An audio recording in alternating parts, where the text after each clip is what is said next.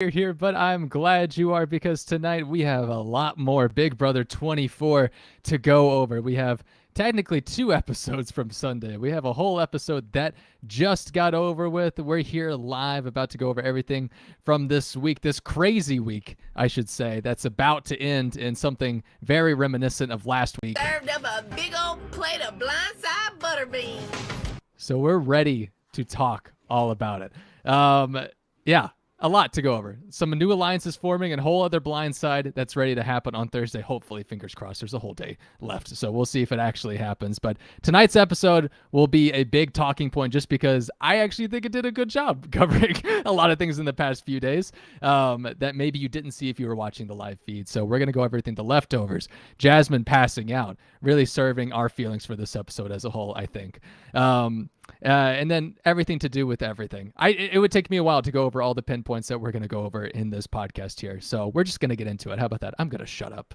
My name is Barrett. If you are joining us live, welcome. We have the chat open. Feel free to hop in there, chat away. And if you're not joining us live, that's okay. You almost did it, right? And if you're listening to the audio version only, then you don't know what we look like, and that's weird.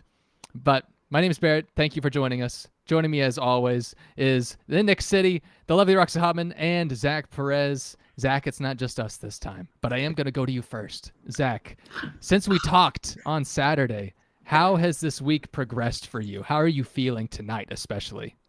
I mean, it's been a great few days. This post, this year, the 25th year of Joseph's life, Turner's post shower world. This season is going great.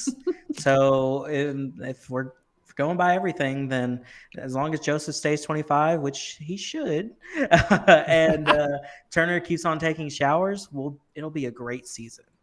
It's true. Yeah. Joseph is a quarter of a century old now, and the clairvoyance came. We talked about that on Saturday.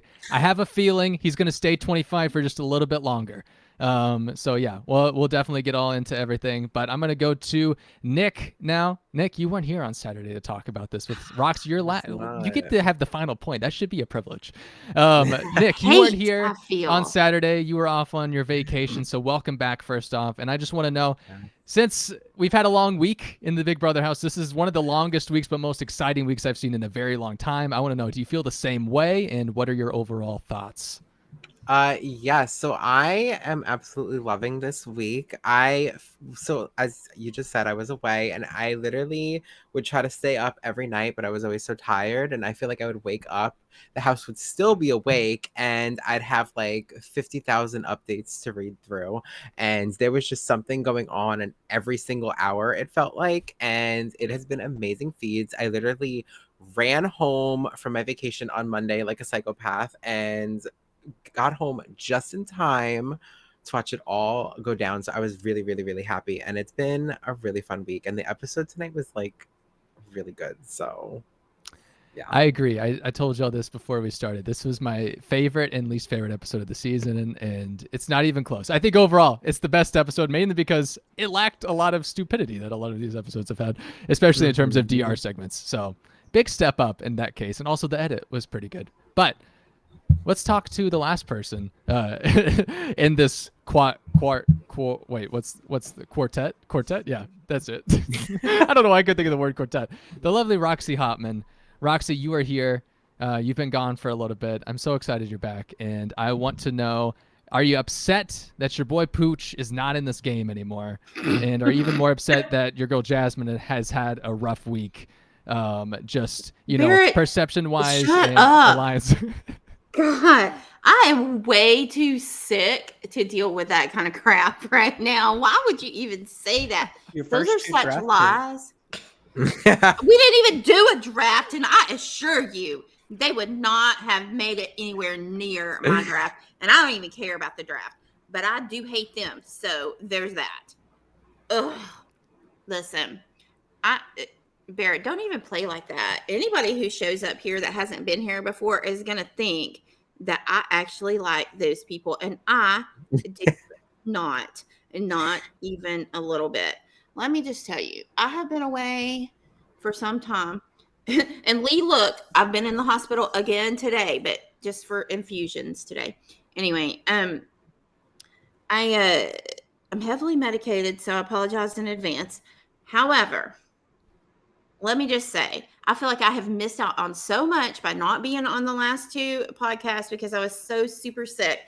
And I have so many things to say that are not important, but you're going to hear them anyway. But let me just start with this. I freaking hate Daniel so much right now. I have never, Barrett, you've been around for a long time, and you know that there is one person in Big Brother history that I will never forgive. And his name is Joshua Welch, season 9. And now there are 2. Daniel Elvis. I can't stand him. I hate his guts. I don't like a whole bunch of them. There's a lot of them I can't stand, but I wanted to come through the screen and just like, I was feeling pretty felonious. Like I wanted to like commit felonies. I was so angry watching the episode, but I was thankful that they at least showed a tiny bit of the bull crap that Taylor has been putting up with for no reason at all since day one. And they only showed this much of it. It's dropping the whatever the saying is. It's nothing compared to what they could show. But you know what? I'm glad that we at least got that. But also, it just made my blood pressure just like go way super up, which is hard to do considering how medicated I am. But I'm just saying, oh my gosh, I have literal hate in my heart for Daniel right now. Literal hate. And I don't blame you. I will say that. This is the only part that I said this is my least favorite episode of the season because I don't know what I expected the segment to be. We all knew that there was a blow up right before the veto ceremony. We all knew about this, and if you didn't, that's what happened. When the feeds came back from the veto competition, we got a little bit of fill-in that there was a blow-up between Daniel and Taylor, which really it was just a blow-up between Daniel. Just Daniel. Daniel's the only one who blew up. Daniel and Daniel. Yeah. And God, I hate him. I don't know how I imagined it in my head. We got little pieces of just how Daniel had worded everything, but I thought it was worse than what like I pictured in my head, actually seeing it on screen. But can I say that probably one of my favorite moments, I don't know if a moment is really going to beat this season in terms of lines, is the very beginning of this confrontation, this very one-sided confrontation, because Taylor had no idea that this was serious. Like, before you hit play on that, did you already hit play? I did, but it didn't want to play, so it knew you were going to talk. Oh, well, as it should. Listen, they all live in like this world of delusion that I just can't even fathom. But in what world is any iota of what Taylor said wrong? It wasn't. What is Nicole saying? And Amira did kind of say like, listen, I heard the whole thing and I didn't hear it that way. And good for her for that. But I still don't forgive her for other things. But whatever, neither here nor there. But how... When Taylor was acting like, or not Taylor, when Nicole was acting like that was some sort of like backhanded, like, what is she? What? Yeah. I think really the sad part about this too, besides just the situation itself, also Nicole's the worst. Like, don't ever play telephone with Nicole. She literally had no one else to play with. Taylor just told her this information. You know, it's okay if you never need to tap out of the fight. But then Nicole turns it into, she told me to quit the show. She told me to get out and never come back. Passive aggressive. Yeah. What? Like her head spun around so many times and flames shooting from her eyes, and I was like, "What the hell is she talking about?" Right girl, now? If Taylor was passive aggressive, what the hell are you? Aggressive? Thank you. She's aggressive. Literally, like Taylor had such a good tone. I was just like, oh my gosh, she's being so sweet right now. Yeah, like, I know. And then all of a sudden, like, I knew what was happening. Obviously, like we watched the feeds, and I was just over here like, see. Of course I'm sad that this happened, but I'm glad that they showed it because if they avoided this, I would have been so pissed. And the narrative, I know exactly, Zach. Yeah, but the narrative that they chose, I feel like it even made it look worse. Well, because we'll get into a little bit. It was that bad. Just wait, because. what do you mean? Well, just because it made it even look more so that Nicole was crazy. Because before that, she was saying, "Oh, I'm thinking about quitting, but I'm not for sure I'm a competitor." And then from her knowledge, she's hearing Taylor say, "If you want to quit, then you can." That's all. I mean, she's agreeing with what the narrative that you're trying to put forth. Oh, I see what you're saying. Look, Like- they don't have to work hard to make Nicole look crazy because that girl, she crazy. She is crazy. She is certifiably insane. Like when she is evicted, she needs to walk through the door. There needs to be people standing on either side, but she just walks straight in to the straight jacket. Her arms go in and they wrap it around, and I mean, done. Because that girl is crazy, and I'm not even sorry. I'm not even apologizing for that. Never. Because what is wrong with you? That like I just can't. Can you imagine? It's obvious why she's not a cop anymore. Because her investigation skills are an F. But that doesn't mean she shouldn't be a cop. To be honest. Okay. Anyway, I'm just kidding. I'm sorry for that. I apologize. Eric Lavasser has entered the chat. So can I play my favorite line from this real quick? I need to get it out of the way, or else I can't think straight. I'm sorry. Sure. We'll see if it'll let me play it this time. Hey, chips before workout. Just stop. From this point on, just stop. With the Lays? With the Lays? What? Like everyone really knows you can't eat just one. Yeah. Off with the Lays. Exactly. We would just call it Lay if that was the case.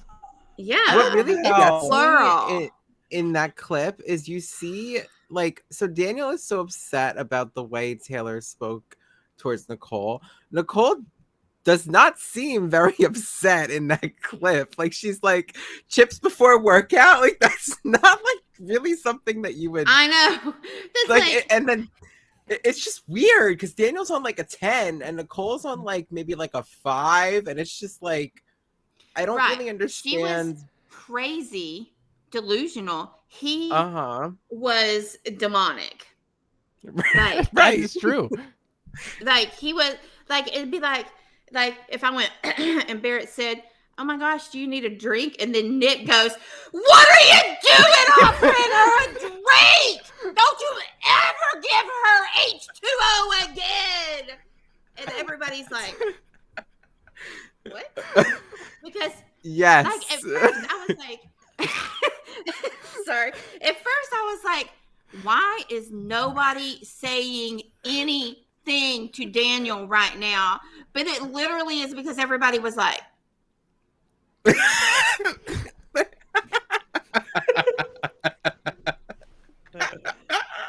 and then they're turning to each other and they're going that's what's happening, and Daniel's like, never again.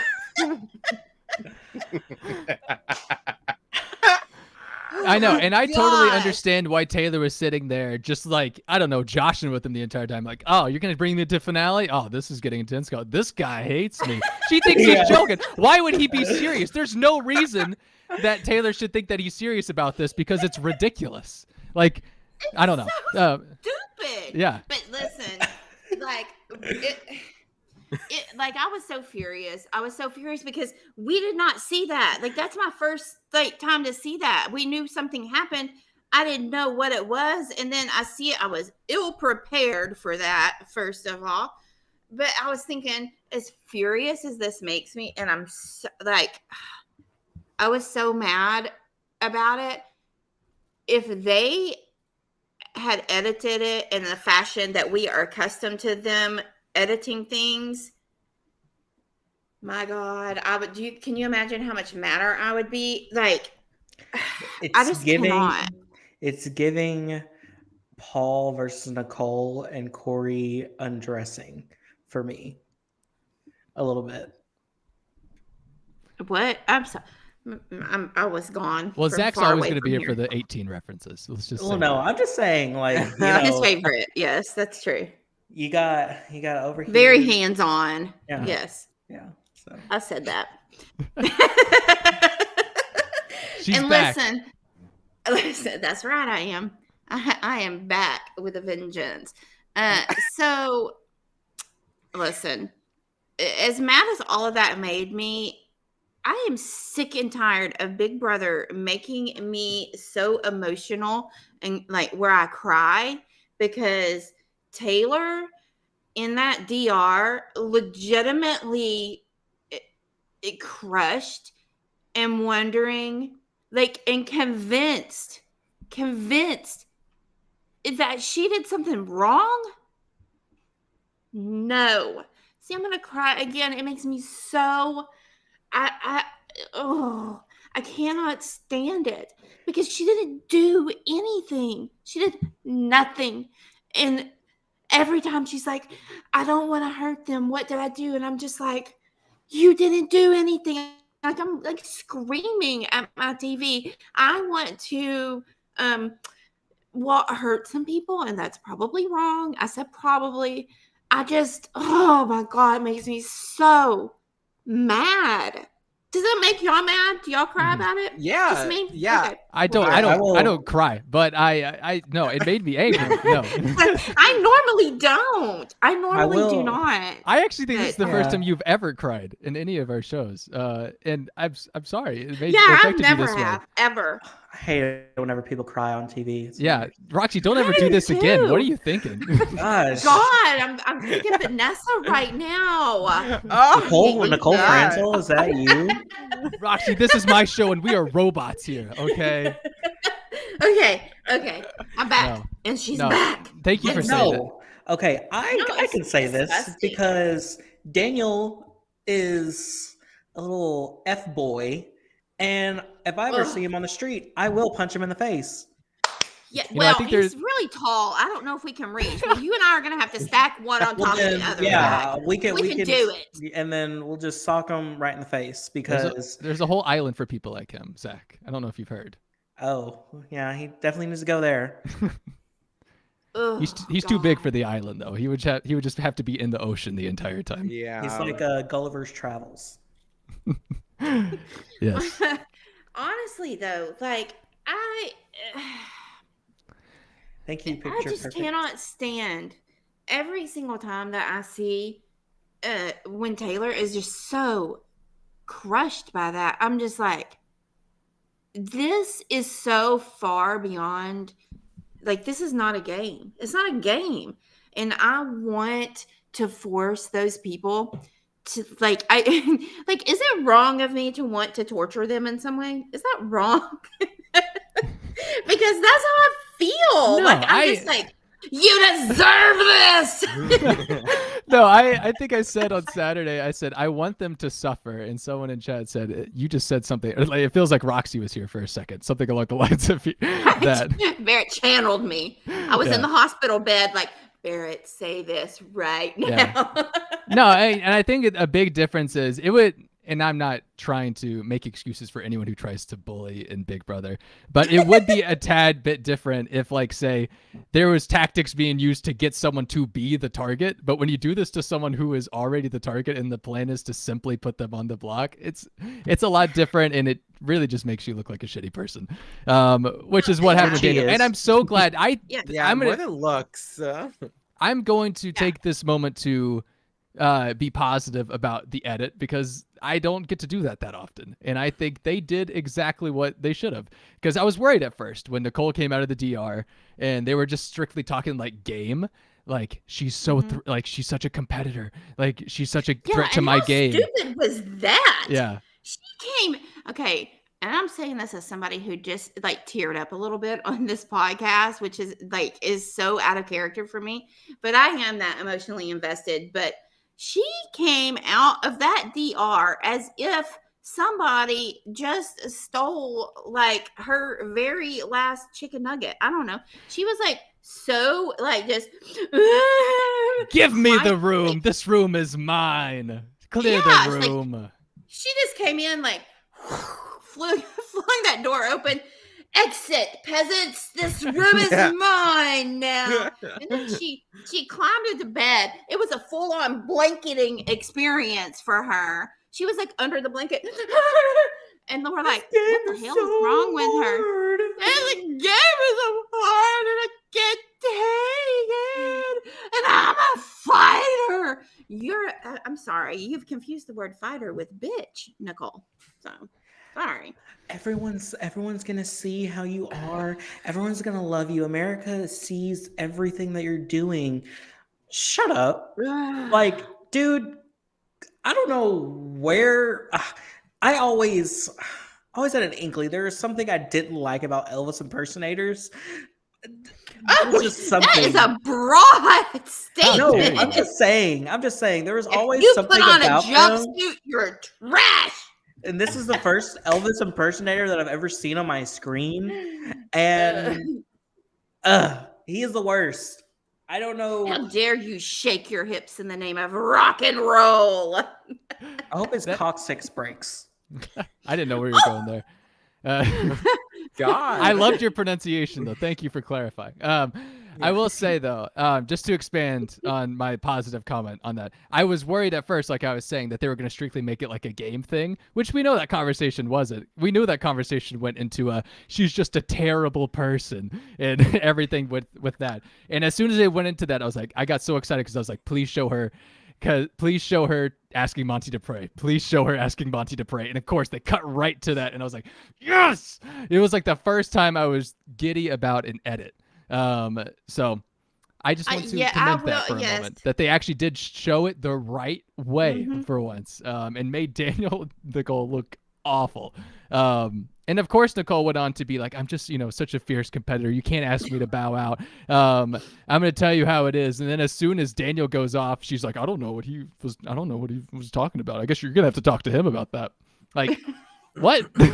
Why are you bowing down now, Nicole, when this was your issue to begin with? Right. It was about her. Like, why does she have to go talk to Daniel? If Daniel is mad by the way that she spoke to the whole thing, I was like, none of you guys are just making me sense. Ever again until the end of this game, and then you're allowed. Yes. Okay. As soon as this game ends, finale night. You will be zooming in from home on finale night. Don't even say anything. You'll get your 2 seconds allowed that Julie gives you, and it'll just be like, everyone played a great game. That's it. You're going to be irrelevant after this. Except you, Daniel. Las Vegas is going to fire you, and I hope that they do. I hope all of Las Vegas comes after you because you deserve this so much. On all the bright screens, on all the bright signs and everything, on the boardwalk of Las Vegas, it just says, Daniel is fired. Yes, when you pull onto the strip, like all of the signs, they've all, like, it's all consolidated into one giant, enormous sign. Daniel, you are no longer welcome in our town. Exit, peasants. His sin is too much for that city. Yes, for real. By the way, Lee, hey, Lee. Lee goes, you can tell the meds are working tonight. Roxy is feeling good. Listen, Lee, we're going to blame all of my behavior tonight on the fact that I am medicated. Yeah. I have been medicated for a few weeks, but I also am regular medicated and hospital medicated today. It's okay, Roxy. The podcast is edited. They don't see everything. Yes. Yeah, right. You don't know what happens. Listen, this isn't live. They have different cameras. They have different cameras, and they can jump from one camera to another, and you don't know what happens in that split second. Okay? You don't know. I went to Berkeley, and I even know where it is, but I don't. So there. I could say a city. Sorry. Do I know where that is? I don't. I will say, I did kind of feel bad that Amira was the first person to be like, I didn't think what she was saying had any ill intent. And I was like, Amira's going to be the victim of all of this. And she was the first person to say that. God. But at least, I mean, look, at least somebody said something, because I really was pissed. I was like, why is nobody telling Daniel to shut up? But it really was.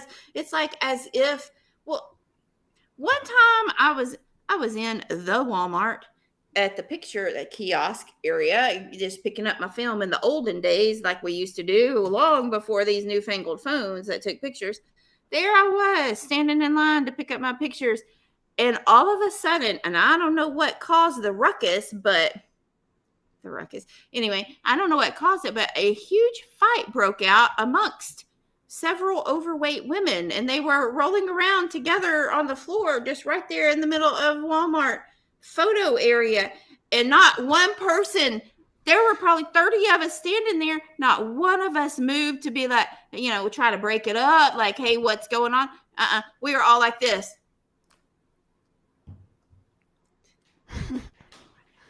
And then, more people join the crowd. None of us are like, we're just watching them. So I think it was very much that. It's like the shock of the moment is like, what the heck? Because I will tell you why Nicole didn't say anything.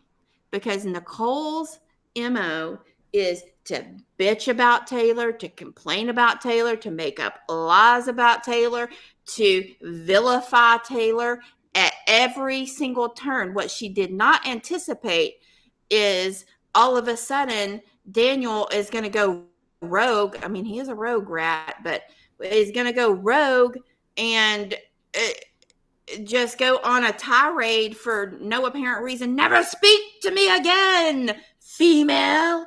And she did not anticipate that happening. And so she too was caught off guard by the whole thing. She too was just like, like she doesn't want to say, oh, my bad, I just made a bunch of crap up and now Daniel's yelling at Taylor. No, but that's not going to happen. I just think she didn't expect that reaction because she's been doing it for like 3 or 4 weeks now. Imagine, like, how was she to know?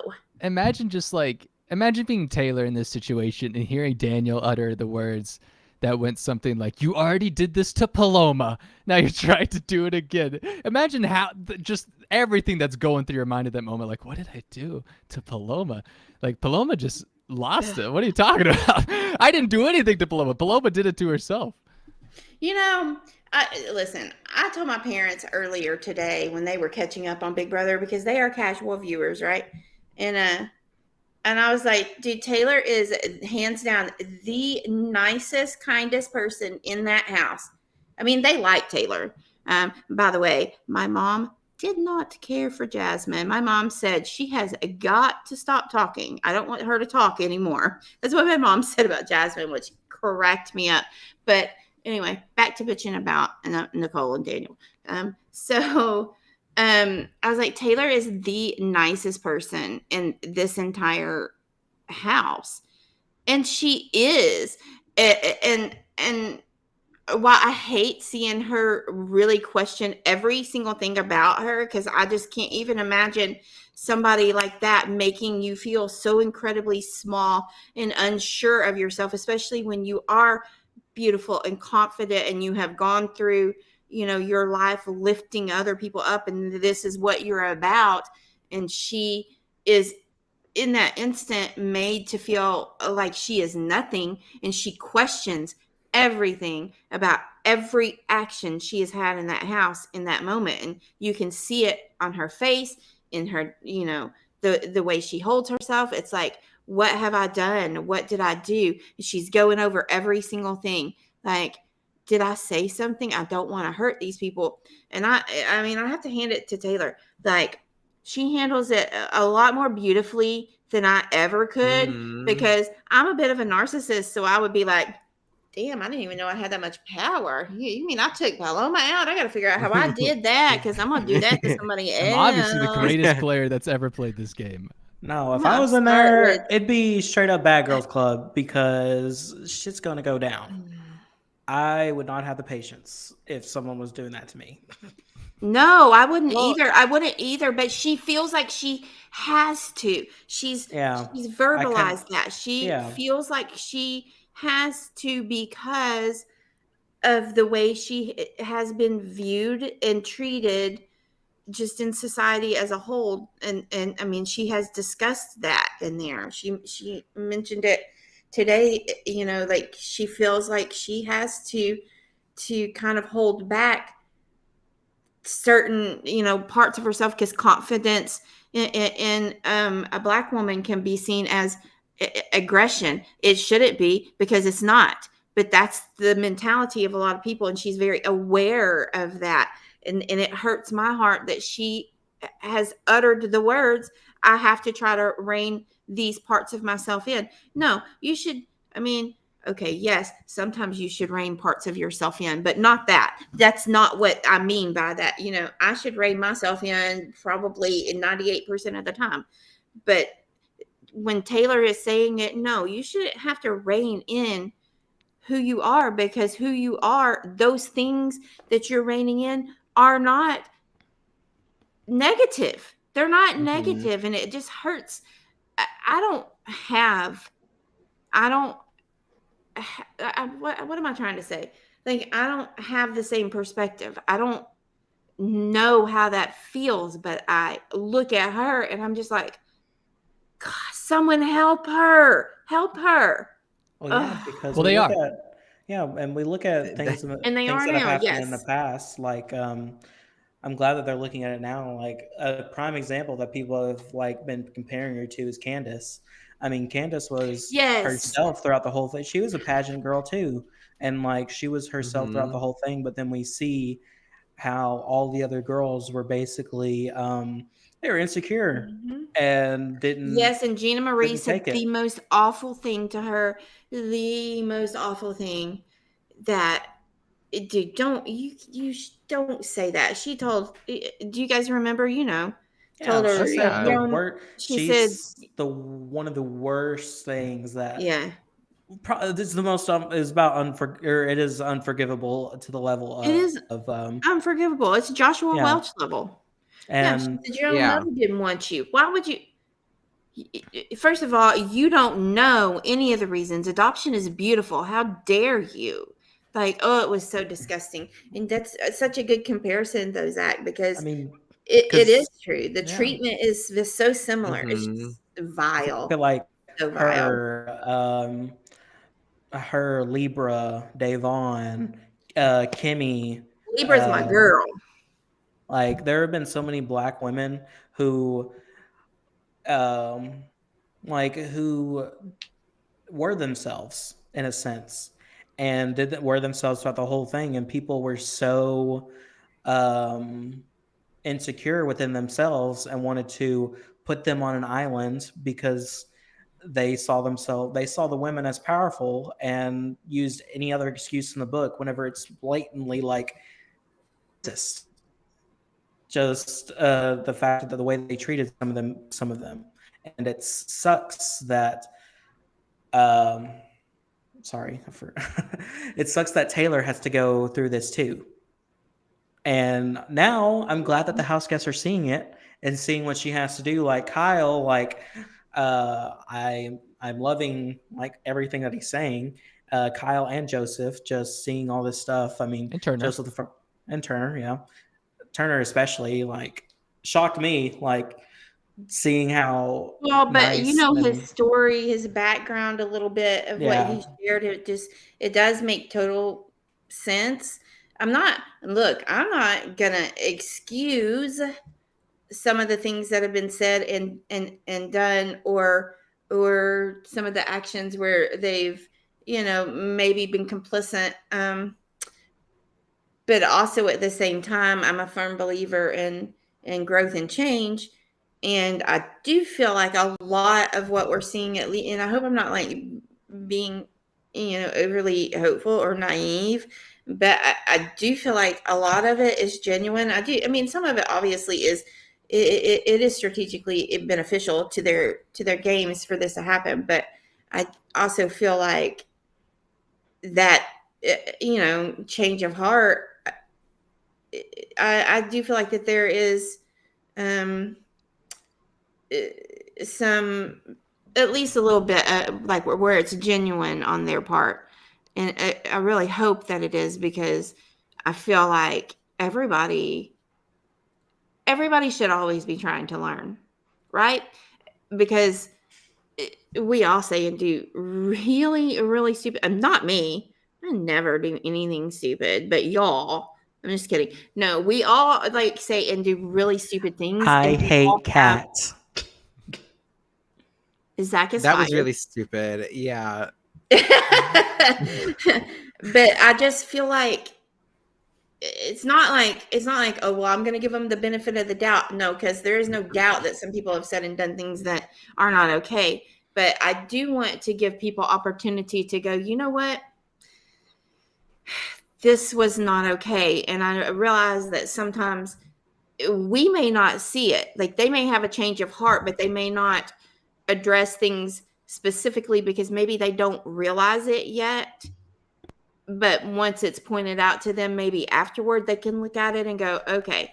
Like sometimes I think people, it's just a bunch of lip service and they don't mean it. Sometimes I think it can be real. And I like to at least try to give people that opportunity. So I do like what I'm seeing as far as the leftovers in the house. Some of them I'm a little bit still like Monty a little bit because he has been particularly really nasty as far as Taylor has been concerned.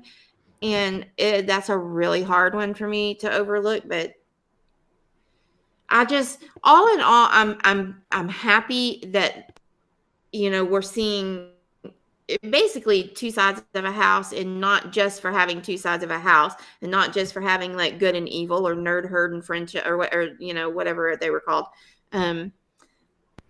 freaks and geeks. But because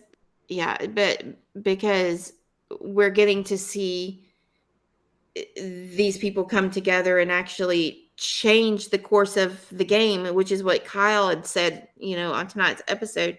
Like the ability to go, you know what, I don't like the direction that this game is going. I am seeing things, you know, bullying. And today Daniel acted like a freaking moron and blew up for no reason. It is like really a tangible something that we can all look at and go, holy shit, what is going on right here? This is not okay.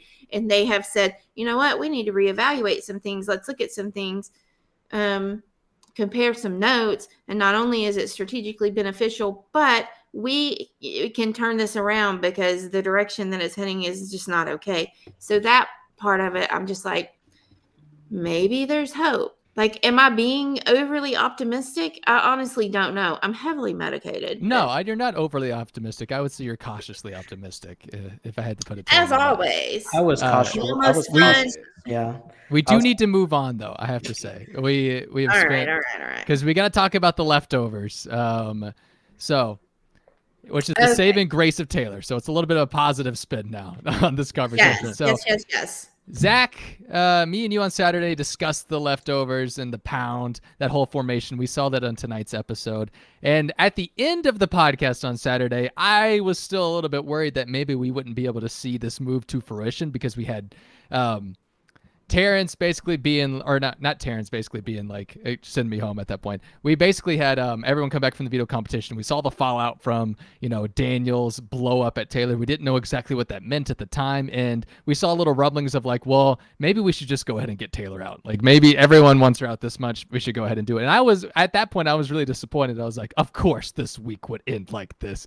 All of this hope only to end in Taylor just going home anyway. But it didn't happen that way. And instead, that night was actually really fun, and we saw that on the show tonight, where we have the formation of the leftovers. We have all the votes we need to make a big move this week, and so let's get into this a little bit.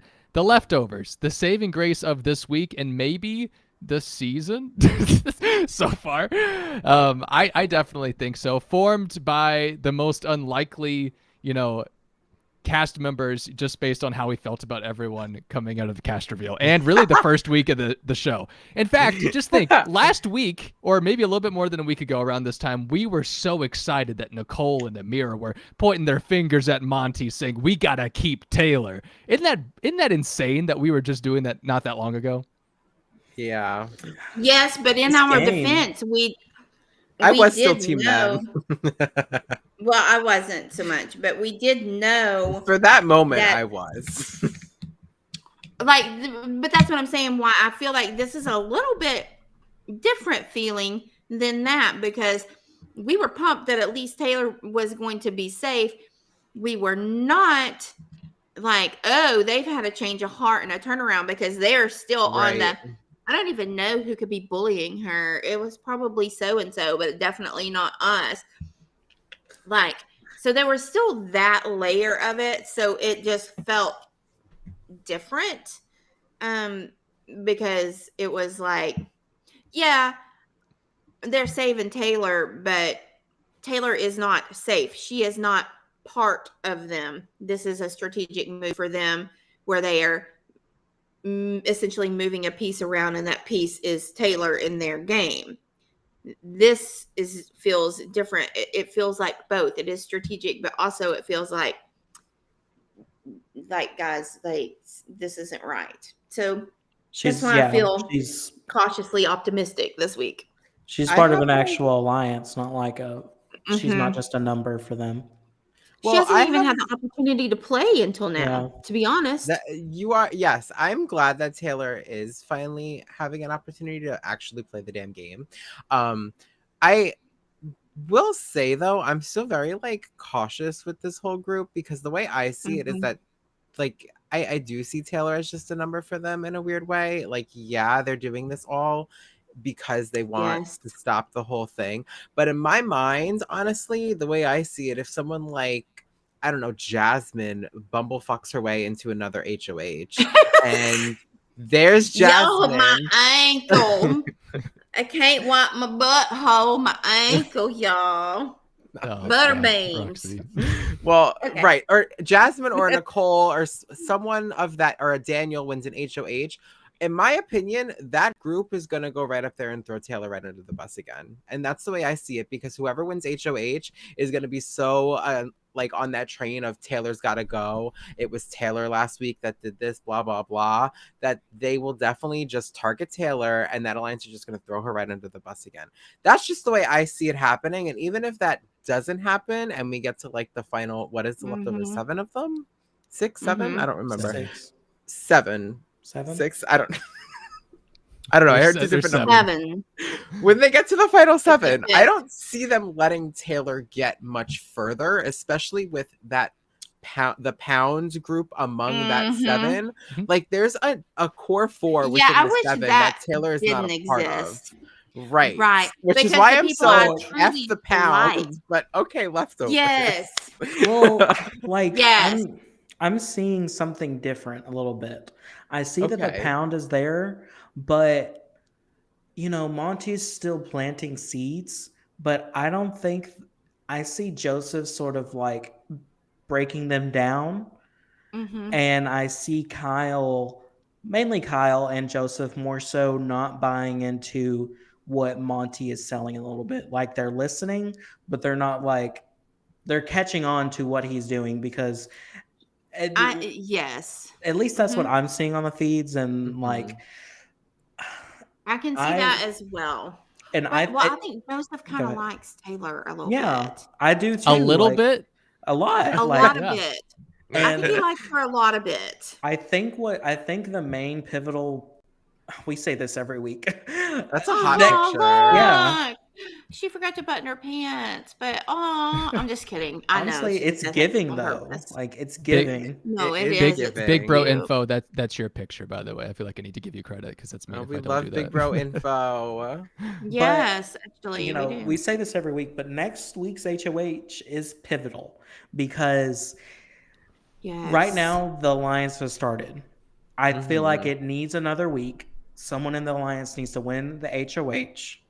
And if they do win it, then I think that definitely solidifies the alliance even stronger. Yeah, they definitely need another week. Yeah. And Nick, I think your concerns are so valid because easily with Monty, especially that could happen. Like, you're saying exactly what Monty would probably plan to be doing right now if the other side were to win HOH. But who knows what's going to happen when this vote comes out tomorrow?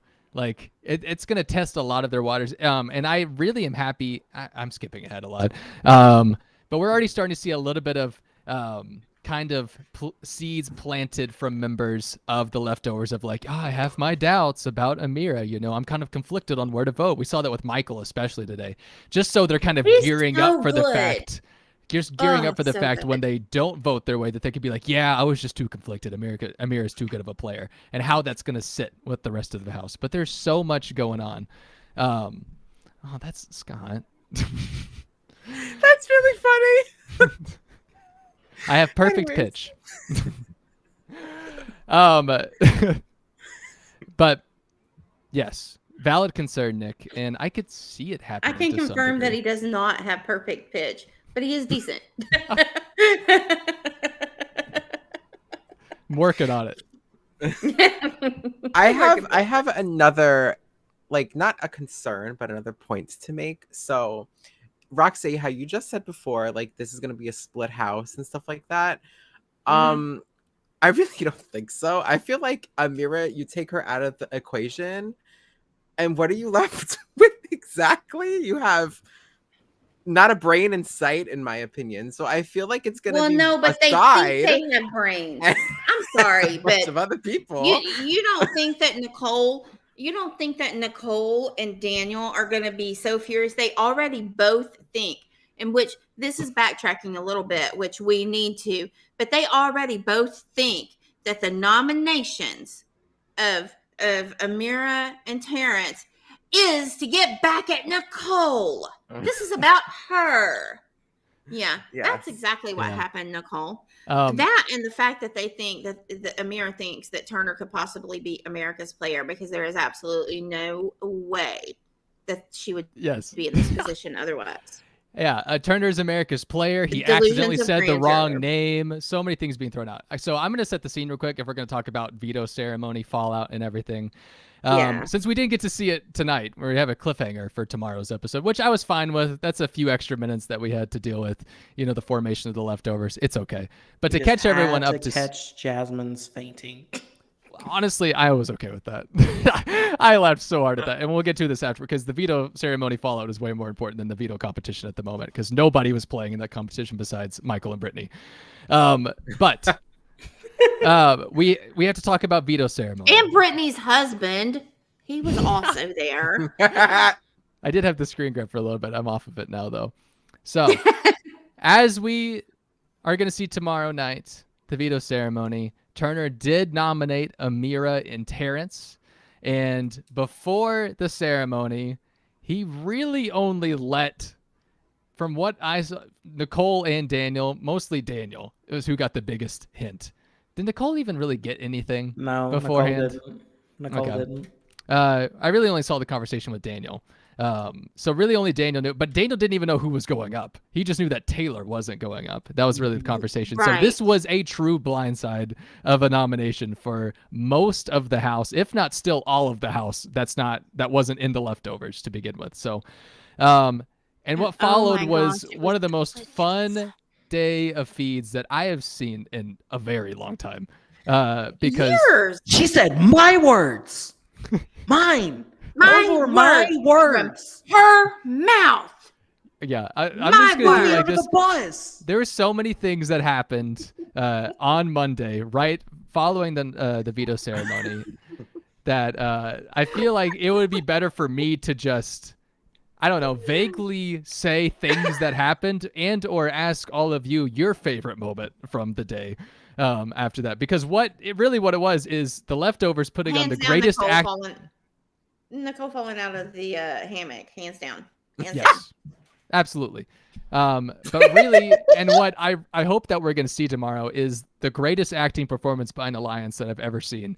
How can 7 people be so good at pretending they had no idea what was going on? I mean, Brittany was a little bit over the top with everything that she did, but like Michael is a scary liar. To be fair, she is over the top in everything that she does at all times. Right? So it does not look suspicious. So therefore, she did a great job, because everybody's like, that's Brittany for you. The Emmys go to the 7 people in this alliance, honestly. Mm-hmm. Yeah. Even Turner, like his speech was very much, from what we've gathered, is about, the bullying of Taylor. And he felt like he needed to. How dare he? House meeting. I know. That was separate. I know how Jasmine was like, how dare he not tell me? How dare he not tell me about this nomination? Especially when Yeah, especially when I specifically wasn't telling him anything about the Pooch situation last week and lied to him specifically. How dare he not tell me about this plan? And not only that, how dare he give a speech, tell us that someone is bullying Taylor, and then not even clarify who it is. Why didn't he put that person on the block? It's Indy. Everything's been Indy. The bully is. Indy wanted to serve her soup, so it's her for sure. And then on top of it, Alyssa goes and says words that came right from my mouth. Those were my words. Mine. Can you explain the situation a little bit more, Roxy? You're just saying out of context quotes right now. What? Y'all don't know what happened? Yeah, I would love to. So here's the deal. The aftermath, right? After the new nominations had occurred, and Nicole stomped around the house and was upset and crying because this was all against her, and they were trying to figure out who in the world could be this bully. Who is it? Who flipped? I mean, who is it? And so anyway, so they're all in there in the little bedroom with all of the colors, you know, and they're talking, and one by one, people start coming in, and with each person, it's like, okay, you can come in. And then they start the story. Oh, wait, nope, yep, you can come in. They start the story, and they keep talking. And then it was basically like, well, I mean, you know, like what were the choices to put up? And Alyssa, not realizing that Indy was in there, said, I mean, something that was really innocent. It was definitely not that big of a deal, but I guess in Nicole's delusional world that she lives in, it was definitely passive aggressive and meant towards her, because Alyssa said, well, the other choice, you know, it was either going to be you guys, or it would have been me and Indy up there. And Nicole, all of a sudden, first of all, it didn't even faze Indy. Indy is just, she's Indy. She was over here checking her bee sting, making sure she was okay. She got stung by a bee. She did get stung by a bee. I totally forgot about that, and I'd asked you to do the whole Amber Heard / Indy, you know, stung by a bee thing, because I think that's so funny in my medicated stupor. Like, I'm like, my God, that's hilarious. But anyway, yeah, she was not paying any attention whatsoever to the fact that Alyssa just said Nicole's words, apparently. Like she owns those words. You can't say that. And so you should have, then Nicole just was like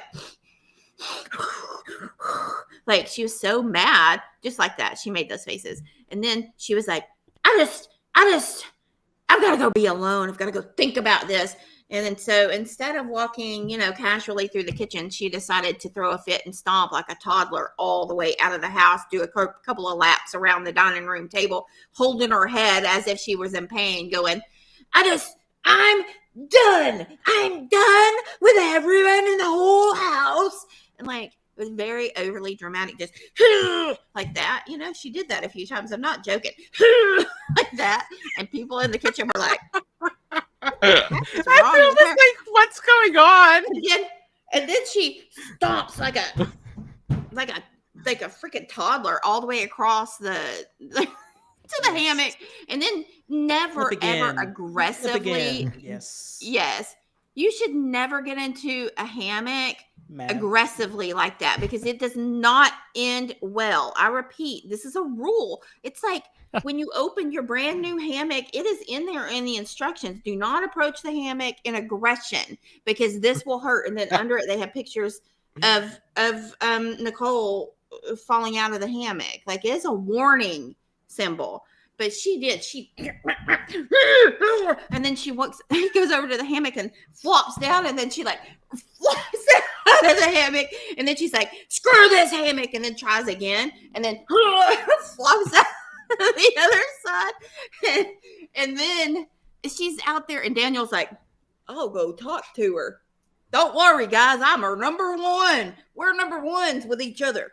I'll go talk to her. Daniel, I need a few minutes. Go away. That's exactly right. She was like, Daniel, I can't talk to you right now because Alyssa just said my words out of her mouth. I'm holding on for dear life in my hammock, And so then, well, fuck me, I guess. Oh my god, why is this such a good reenactment? Like, I feel like I'm literally watching the live feeds right now. This is exactly how it happened. And It she's is. Like, Daniel, you're gonna have to give me a minute. So then Daniel, Well, he walks fuck up me, and I he's like, guess. well, that's F me. We're not number ones anymore. Woohoo! And so then she lays over there aggressively swinging and hammocking. My words, mumbling to herself like a little gremlin. Guys, and then, I'm her number one. She wants to be alone.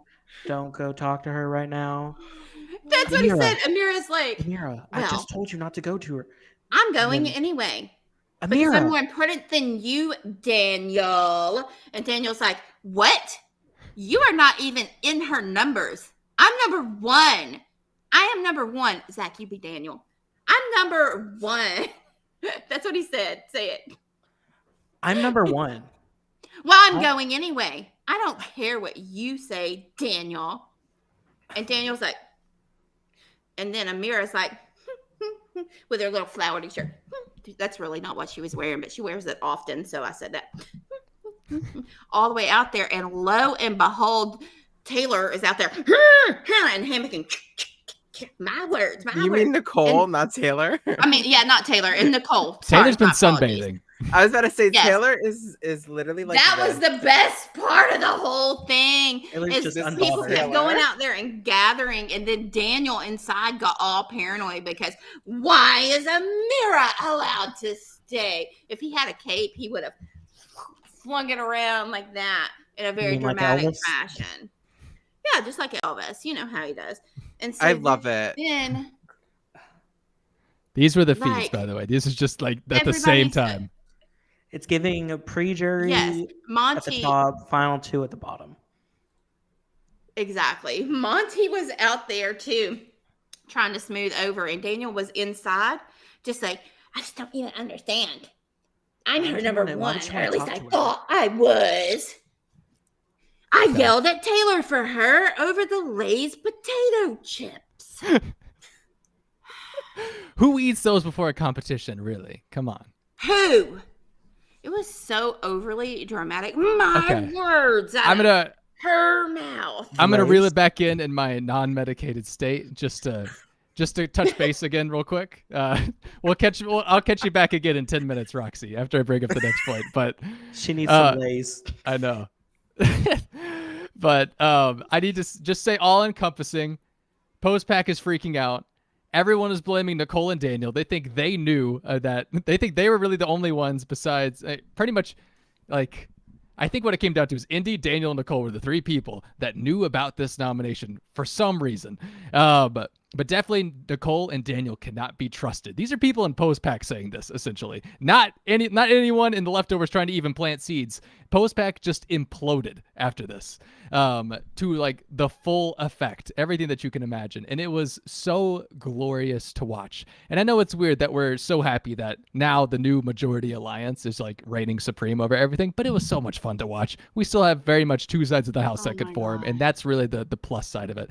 But going back to when the feeds came back on, we saw Terrence right off the bat say, "It's okay. You can vote me out. It's all right. I had fun." You know, he might as well be like in Terminator 2 when Arnold Schwarzenegger is drowning in the lava and doing the thumbs up. Like, he's basically doing that at this point. He had his freaking suitcase already in his hand. He's at the door. He's opening. He's waiting. He was like flinging his backpack over his shoulder. He was like this. Well, guys, it's been real, but I gotta go. What is happening right now? What? He put on his showbiz karaoke hat and just, all right, guys, I gotta go. It's been fun. Spun my last track. Yeah, and of course Amir is like weeping, just being like, Terrence, you don't have to do that, but also definitely do that, right? Please do that. It's okay if you do that. But Terrence really changed his tune, I felt like 5 minutes later. Just talking to Monty, and Monty just giving like the one doubt and be like, I don't know, Terrence, I kind of like having you around. And Terrence is like, okay, you convinced me. I'll stay. and then Terrence slowly puts his bag down. Yeah. Okay. I think I can do this. All right. And then I think it was last night he was talking to the cameras in the kitchen, just like, Chicago's not going anywhere, y'all. He's staying right here. And I'm like, what a switch! Like, he was so ready to go. And I don't know like how real he was being. I think he was being real. I think he really was fine being voted out for like half a second, and then probably because he just assumed that he was going. I don't know if he was trying to make everyone feel better. It's giving. I can't wait for Taylor. She's the worst. Wait, we're voting out Pooch. Oh, good. I didn't want to vote out Taylor. I wanted to vote out Pooch. I'm glad I got the memo. He didn't get the memo that he was staying. So yeah. My gosh, did you guys see? In chat, R says, "Why is Nicole's BB comment gonna be her in athletic gear, smashing a hammock with one hand, a frying pan in the other, and she's gonna be called the Shook Cook?" If they do not capitalize on that, the season is lost. What CBS call them. Mm-hmm. Yes, that's so funny. Oh my gosh. Sorry, I've been on a roll. No, it's okay. Other things that we kind of saw at the end of tonight's episode, the cockiness of Amira and Nicole the night before the veto ceremony was very funny to me. This game is so easy. That's word for word what they said. I didn't realize the game was going to be this easy. They all high five in the bedroom, which is great to see. I think I saw a photo on Twitter that was like just that photo, and then the next picture of Amira crying right after the veto ceremony. Roxy, but also, yeah, oh yeah. Oh, wait. In the same room. Okay. I did it. I am medicated, Zach. We know. Did I mention that? Because I am. Times. Did I tell you I was in the hospital? Did you see Paloma there? Hospital? She obviously left because she didn't get her medication. Well, the hospital's edited. Okay, Zach? Okay, yeah. You don't see everything. It's in Berkeley, which she thinks is in Palo Alto, but whatever. Okay. Also, one thing to catch people up on. Amira is still convinced to this moment that she has the votes. Last night, she literally said the words 100%. I have the votes. I'm not going anywhere. She's really just concerned that it's not going to be unanimous. She's concerned about Daniel and Nicole, which is incredible. And knows that she has Brittany and Michael, which is even more incredible. So 0 for 2, Amira. I'm sorry. You were my winner pick, and I'm really glad you're not. I'm really glad that you were, even though you're going home like 3 days after I said you were my winner pick. I'm fine with it. I really am fine with it. I'm trying to think other things that I had from Monday, just because it was even just a few hour span. Like, it wasn't even all day. That was great. It was even just this like couple of hours following the veto ceremony that's just jam packed. If you watch those couple of hours, it's just like you are good to go. You are entertained for the week, you know? Mm-hmm. I remember Taylor and Nicole had a conversation when the feeds came back on, and it was really weird. Something along the lines of just like, Nicole was just being like, you know, we're not giving up. You know, I'm not giving up. You're not giving up. And I'm just like, what does this conversation even mean? Weird. Like, what are we doing here? We have Nicole having the theory that Turner is actually the new backstage boss and has to keep 3 people safe, which was insane. They're talking about all of America's players, and they're only talking about 10 and 16. They just forgot 8 existed for some reason.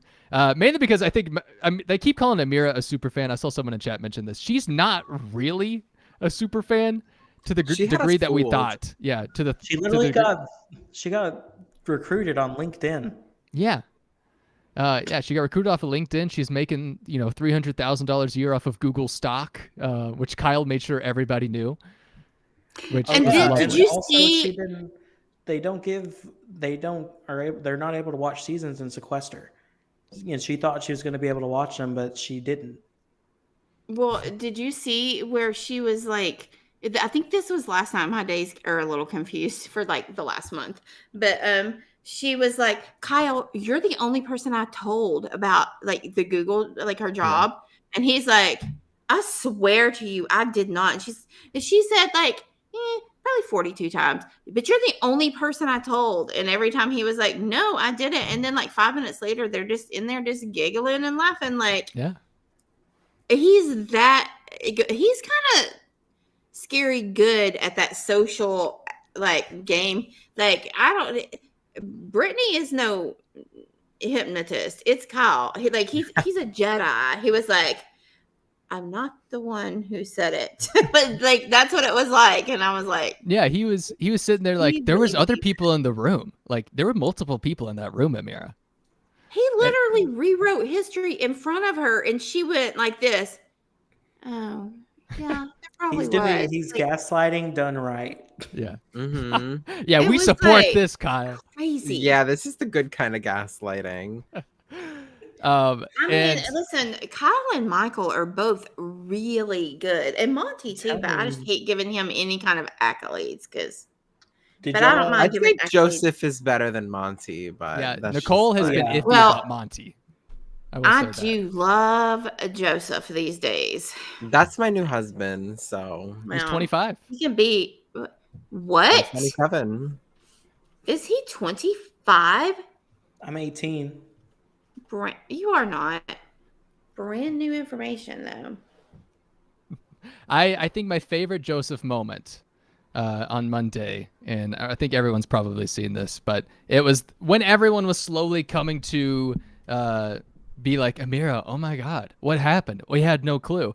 And there, at one point, it was Michael and Brittany and Kyle and Taylor all in there at once surrounding Amira, which was just beautiful. And they're all just like, we had no clue. And Amira is believing every single one of them.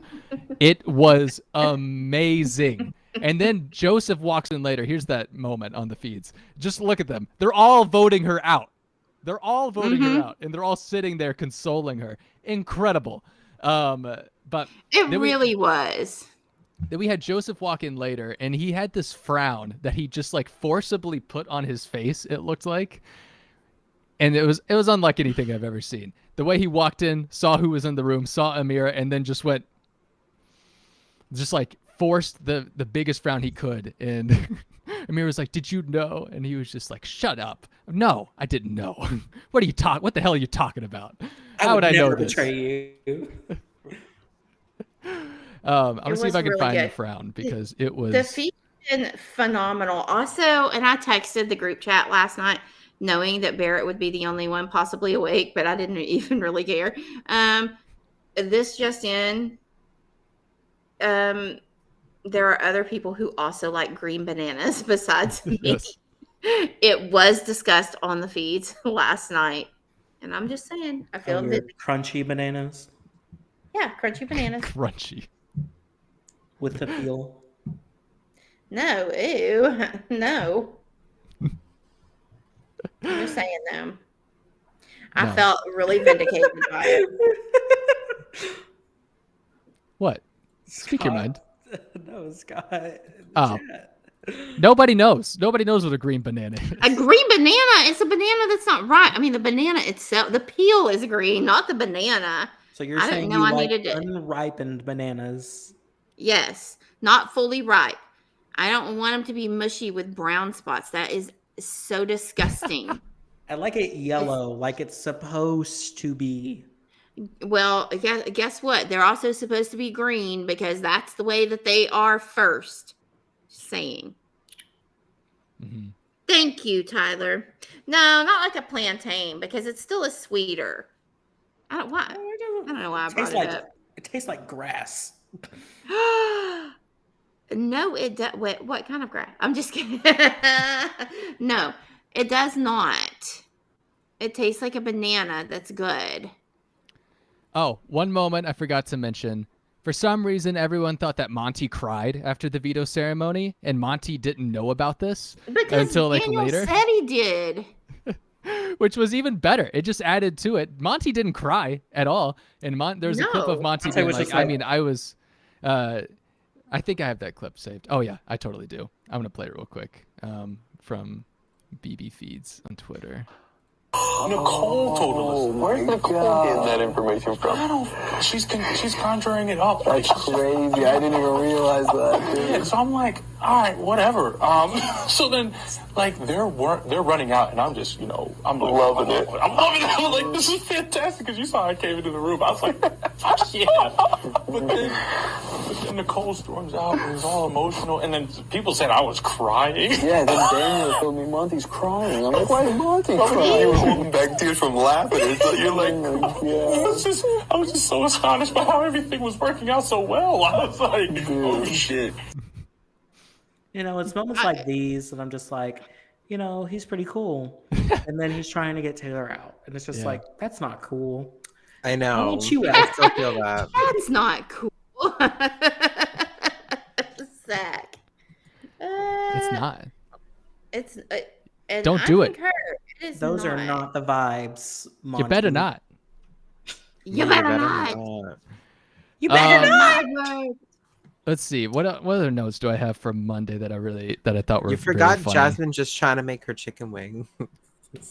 Oh, my you gosh, yeah, and you her could talk belly about was that. upset. She got an upset tum-tum. I will say I hated Jasmine just being like, just give him space. Just give him space. Girl, stay on the couch where you belong.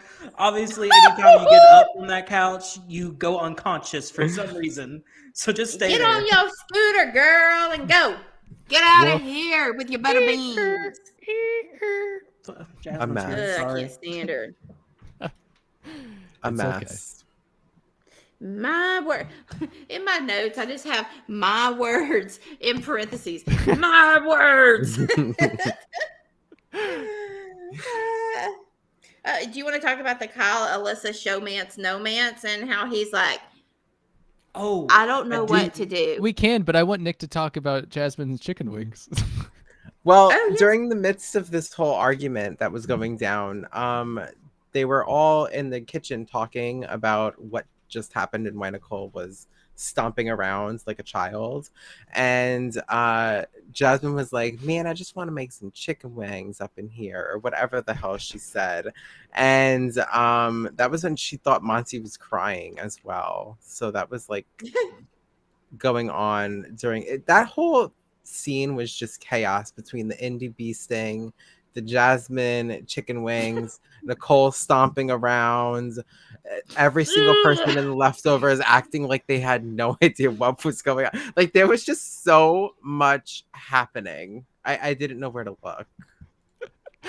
I found the clip, and just watching her zoom up is giving me life.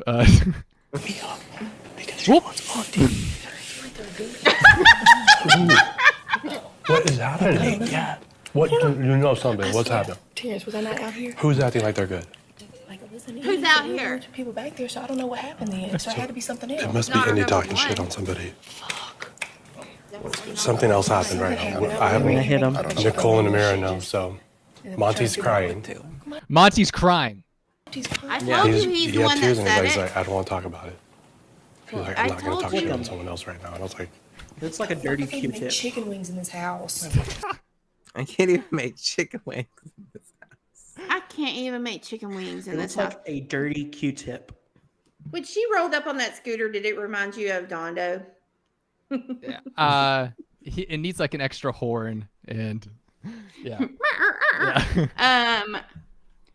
She did get to make those chicken wings, but she said, "Well, I only got 6 of them."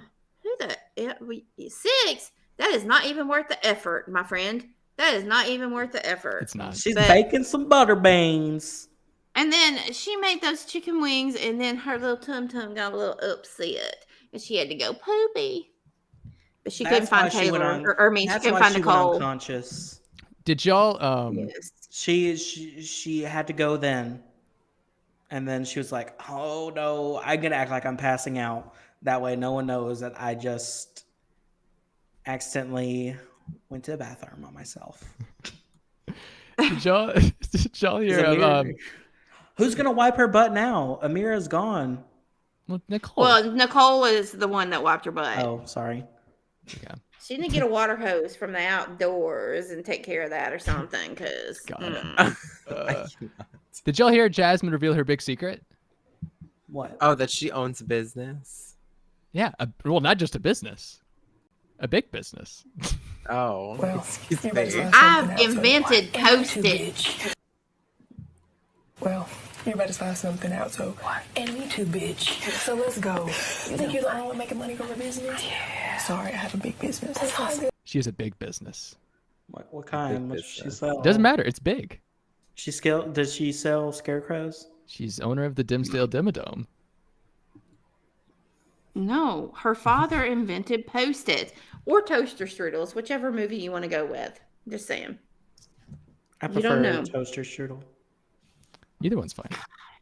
You can't sit with us. It doesn't even go here. The jealousy is real. Oh, I should also mention, we saw Kyle learn about Pose Pack in tonight's episode from Alyssa on the drunken night from everyone with their 5 bottles of wine or their 2 bottles of wine and 5 beers.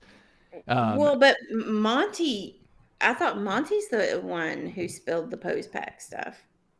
Well, he did, but I was mentioning Alyssa telling Kyle, but because I wanted to talk about how Kyle has also learned about old school as well. Right, and he's going to say something right before the eviction. That's his plan, is to say something to Daniel right before the eviction about old school. He's going to be like, so what is old school? And just send it into complete chaos again. Barrett, they're back in the chat.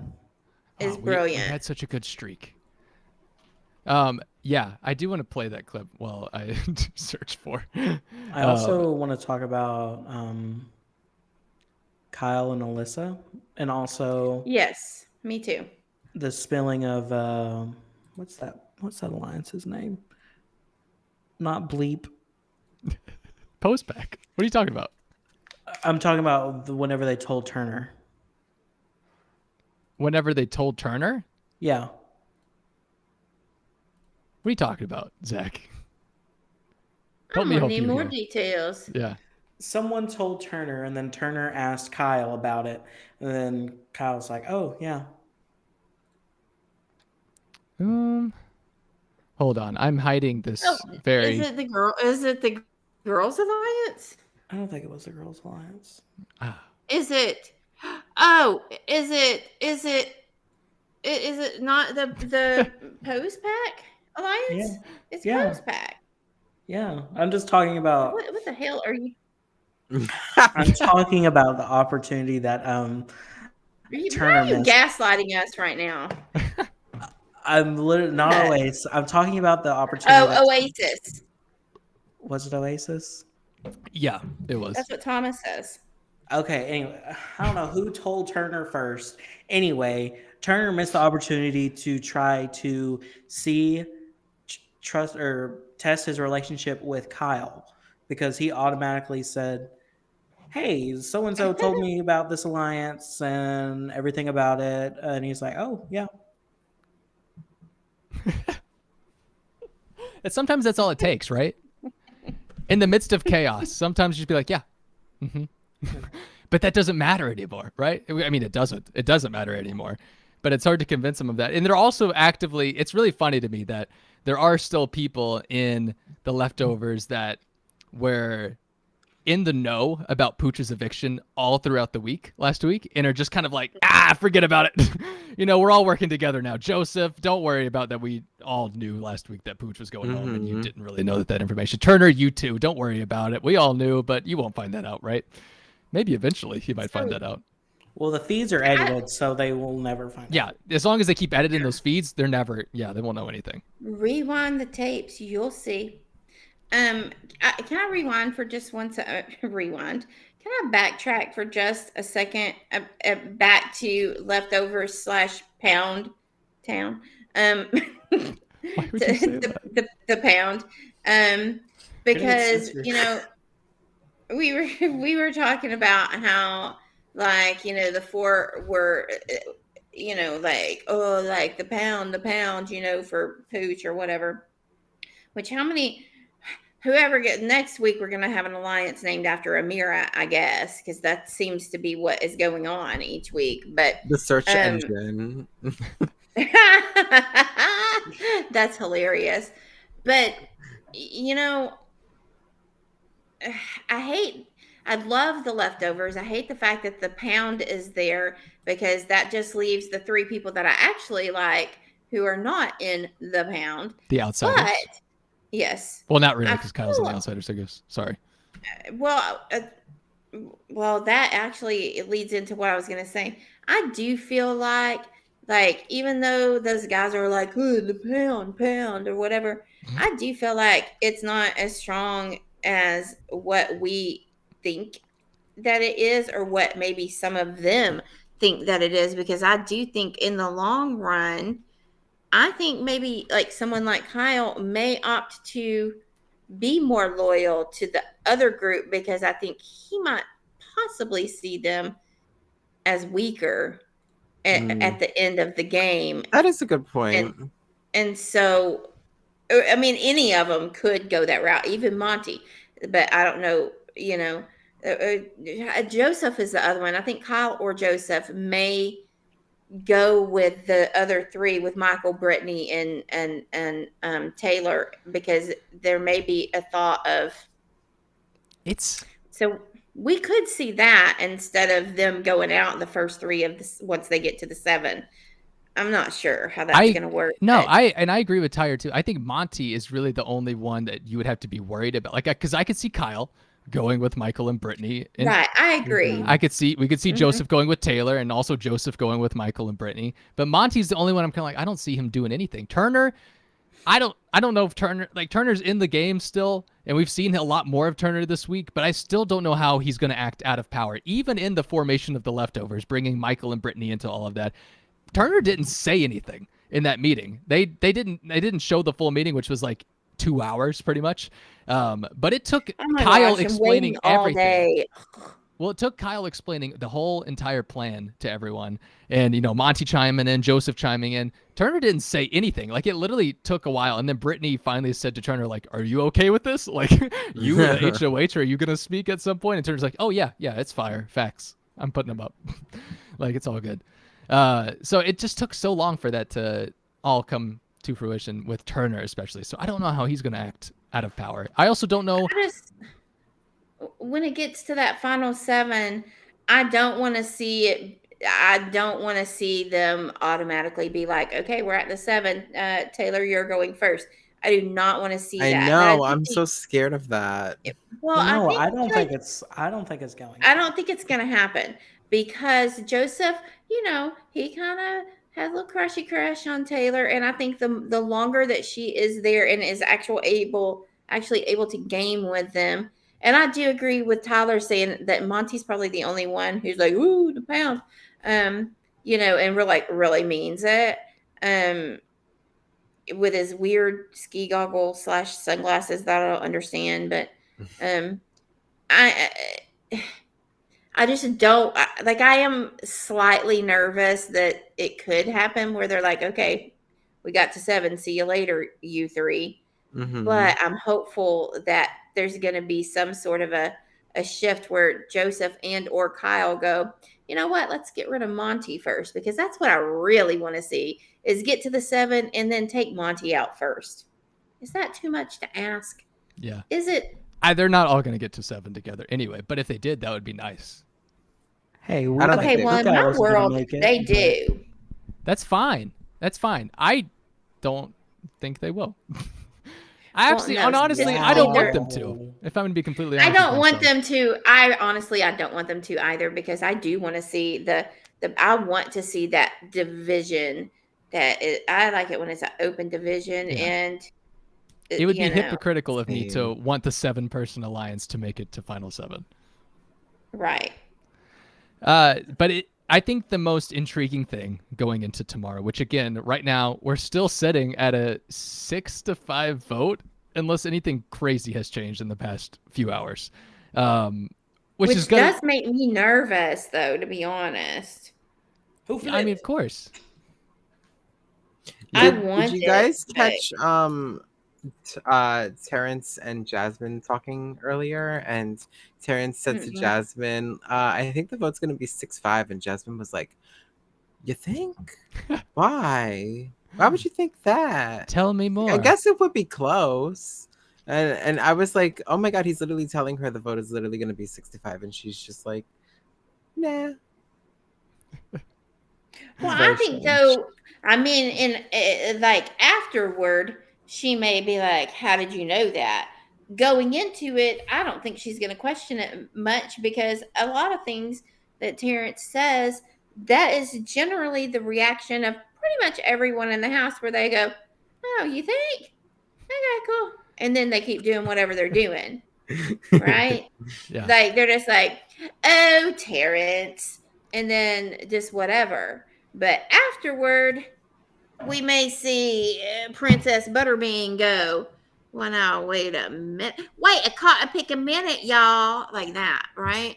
And she may want to have a few words with old Terry, but back it up, Terry. Terry. I'm just saying. He prefers to be called Terry. He said week 1 that he does. Served a big old plate of blindside butter beans. That is a southern accent there. And that one's actually legitimate. Not this whatever Jasmine's doing, freaking pioneer woman crap. Pioneer woman. She's on the Oregon Trail. Come on.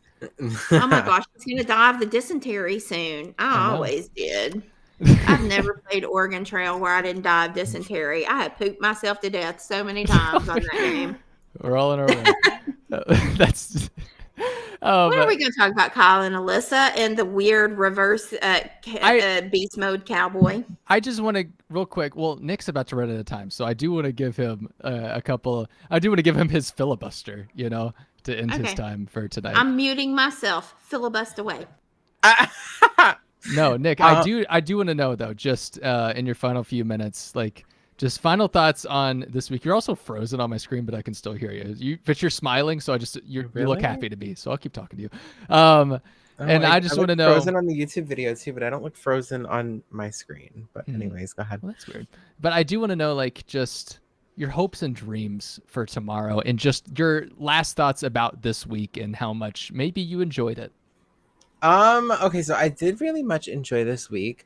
I did really have hopes that, Amira would end up staying and that Terrence would go, just because I feel like Amira actually adds more to the game than Terrence does. And like I said, I feel like keeping Amira in the house would keep that whole side v side thing, and you take Amira out of the equation and you're left with Jasmine. Who is the other side exactly? There's not really a competition there. But I don't know. I'm hoping for some drama tomorrow. I'm sure that we will get it. I don't exactly know who I want to win HOH. I would love a Taylor HOH just because I feel like her getting Daniel out would be such poetic justice. But honestly, I feel like if anyone from the leftovers wins HOH, they're gonna target Daniel or Nicole. And I've been shitting on this whole bestie twist this whole time, and now that I think about it, having Nicole sit next to Taylor while Nicole leaves would be really friggin' cool too. Do you not think that'll happen? It makes me so nervous. The votes are just so close right now, Nick. They need everyone they could get. That's why I know. But it would just be really cool, in my opinion, if that were to happen. It would be. Watching the episode tonight, I thought it would be really cool if we had this with Nicole and Taylor tomorrow. But again, they needed all votes this week, or else it wouldn't have worked. I understand why the whole thing went down. Yeah, I don't really know. I know y'all are about to talk about Alyssa and Kyle. I just want to say I do feel bad for Alyssa a little bit, just because I'm I could tell she genuinely likes him, and she's just diarrhea mouth, and it's girl, please stop talking. Why are you saying this? And she just keeps going and going and going and going, and I'm oh my god, Alyssa, shut the hell up. Because I like Alyssa. I know a lot of people don't, but I've just been very much it's kind of hard watching Kyle take everything that she's giving and just run and throw it all under the bus, and she has no idea. And it's I feel bad for her because she's gonna get her heart broken, and it's that's not fun. And I'm just I don't know. I'm not here for anybody crying unless your name is Nicole or Daniel. So and I guess Jasmine too. But yeah, I don't know. That their whole situation is very strange to me, and it makes me feel weirdly about Kyle, just because I'm I understand it's a game, but at the same time I'm it feels weird to see a guy treating a girl like that, and like it just like I'm like I don't like that, but I don't know. It's weird to me, the whole thing. And I'm sure Roxy's gonna pop off about it all. What do you mean? What do you mean you don't like that? Like, how was? I don't like that he he's treating like her badly. he's flirting with her when he doesn't necessarily mean to be flirting with her. Like he's leading her on. And that's where I'm like, oh, I don't like that. But I agree, disagree. Like, I see what you're saying, and I do understand that is the optics of it. But I also think he is a very flirtatious person in general. He is very engaging. He has the innate ability that when he talks to anyone, and I don't care, he could talk to my water bottle right now, and my water bottle would be in love with him, because he has the ability to just look directly into your soul almost and tell you I'm telling you, he's a Jedi. He tells you every single thing that you want to hear. And so I don't think it's limited to just her. I think she receives it differently than the rest of the house. And so I'm not going to fault him for that necessarily, except that he is aware that he possesses this ability. But I also think, he does like her to a degree, but he does not want to jeopardize his game. But at the same time, if he pushes away too quickly, that is a whole other disaster. It's a that man is walking on a tightrope right now and just twerking his way across. I mean, I don't know what the right answer is, so I kind of don't. I know, I'm very like him on and off with it, because it's like half me, like it's weird too, because you have not even just on Kyle's end, but you have a lot of people in the house, like Amira, I know we talked about this last week, going around being like, I think Kyle has a crush on you, and it's like you have people in the house telling her that, and then it's like so she thinks it, and then she goes and she does stupid things, and then it's just like it's just like hard to watch in a weird way, where I'm like, Can I ask feel you a bad. question, though? So on the edited show tonight, there was, of course, the little showmance section, because obviously CBS is like, please, can you love her, because we want, a showmance of some sort, because it's just not summer without one. And so I feel like part of me was like, I wonder if they called Kyle into that DR and asked him how he felt about every single player in the house, and then went through and said, tell me the things you like about Joseph. Tell me the thing, and just took that out. You know what I mean? It's like that DR was very strange to me. It felt disingenuous to me. It did, which is why it's weird for me to watch it, because I'm like, I feel like it's so fabricated on Kyle's end, and then it's like Alyssa is obviously very into it, and it's Big Brother, it's a game, I totally understand it, like you got to use people and stuff like that, but it's just like I don't know, it's hard it's weird to watch in a weird way. She Alyssa's not a saint. Come on. I know, that's what I mean, she's not a saint either. It's just it's a weird situationship. I don't know what to call them. But I feel like that's on her, though. I mean, have you seen the stuff her person on the outside has said about? Yeah, but I don't believe any of that. I don't believe any of the Twitter drama with Alyssa either, because I feel like half of it is just people looking for clout. So I have them all muted. I have the spoiler girl king, they, them all muted. Them? All of them. I was tired of it all popping up on my. They're gonna know. I don't care. I was tired of their stupid fake lies popping up on my timeline. So I feel like Daniel's here right now. This is great. This is so great. You are really very. I mean, hey, kudos to you for defending the person that you like. That's more than I can say for anyone in the house tonight. You know, they didn't defend Taylor at all when they should have, but you know, agreed. I feel like Kyle is Kyle, and the way Alyssa takes it, I almost feel like, I mean, that's on you, boo. Like, it's not my fault that you're a stage 5 clinger. Like, and everything. He's like, can you pass me the salt? And when he passes it, she does the thing where she like grazes his hand. I know it's it is very much that. It is Kyle, and he's like, "You're welcome," and he's like, which is why I want to go in there and tape her damn mouth shut, because I'm like, shut. Like, all Alyssa has to literally do is shut the hell up, and I feel like she'd probably go kind of deep in the game, and she's just like not doing the simplest of things with this shut. I think she's so. Did you see him play the trust game either last night or the night before with the cup of water? Did you see that? I don't. It was so bizarre because Kyle was like, "Lie back right now, Alyssa." He didn't say it like that at all. He was like, "Just lay on your back and open your mouth, and I'm gonna pour this in, and you're just gonna catch it in your mouth, but you have to trust me." And she's like, "No, Kyle, no." And he's like, "Come on, just trust me. This is the trust game." And she's like, "Oh, Kyle." And so, not at all like that, but you know, in my version, that's how it went. And so then he like holds it way up high and pours it. And there she is, lying there on the little settee with her mouth wide, like agape, fully agape.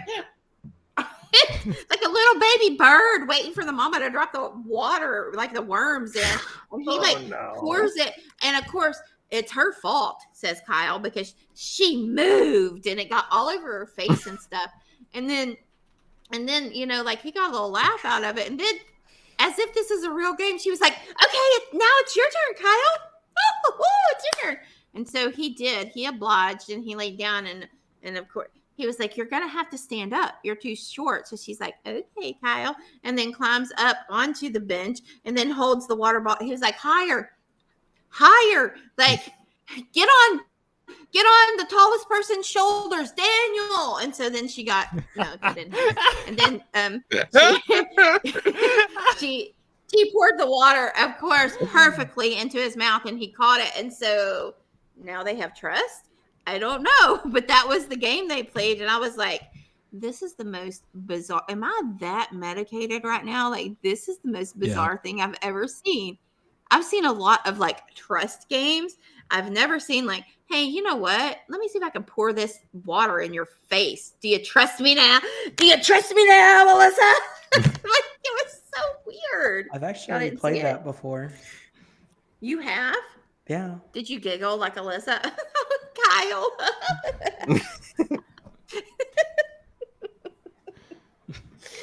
Oh my gosh, it was so funny.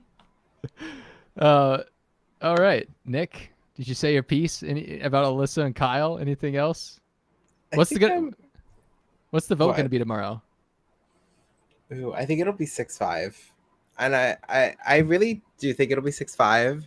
I think it'd be really funny though if someone like votes incorrectly and someone get like Terrence goes home or something. Like, I think that would be really freaking iconic. But I doubt it. I do like Amira. This week though, I'm like, do something. She's kind of just been like, we have the votes.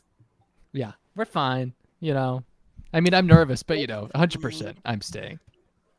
I know. What is the knife thing? Alyssa and Kyle were like by the sink in the kitchen, and Alyssa was just holding a knife and turned her body to go to the table behind them, and like just got a little too close to Kyle with the knife. But their knives aren't like real knives anymore. I don't care. Turn too close. She's like, "Oh, excuse me, Kyle." What? What was that, Roxy? I don't know. I'm trying to figure out what the knife thing is. What do you mean she secretly had the knife and she's like, and then turned too close to him and she's like, "Sorry, Kyle." Is that what happened? I'm No. legitimately asking. No, honestly, like, what is the knife thing that people are talking about? I didn't think the knife thing was that No, weird in I my didn't either. opinion, but Twitter thought it was very strange. The replies I saw were, but Okay. Oh no, that's the wrong video. Never mind. It is in this time frame. Hold on, I'll get it. it was because I was like, that looks like it. As you may or may not know, I was in the hospital today. I'm also medicated. I was watching someone and they were like doing a lot. Oh my gosh. What kind of way?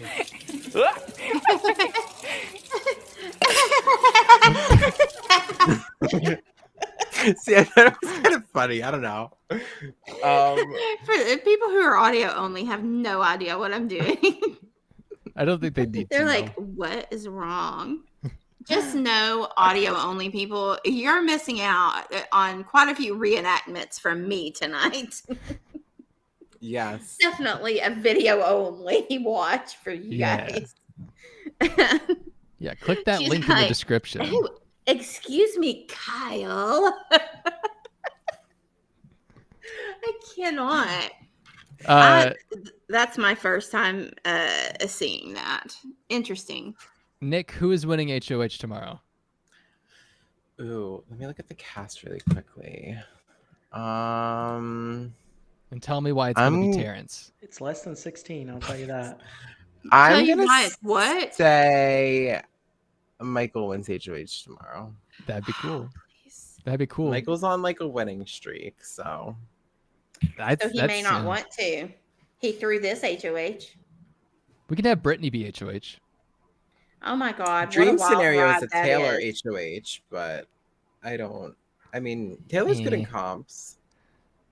Not the puzzle today, but yeah. Through no fault of her She was own. also chained to the dramatic Nicole, so I don't know about that.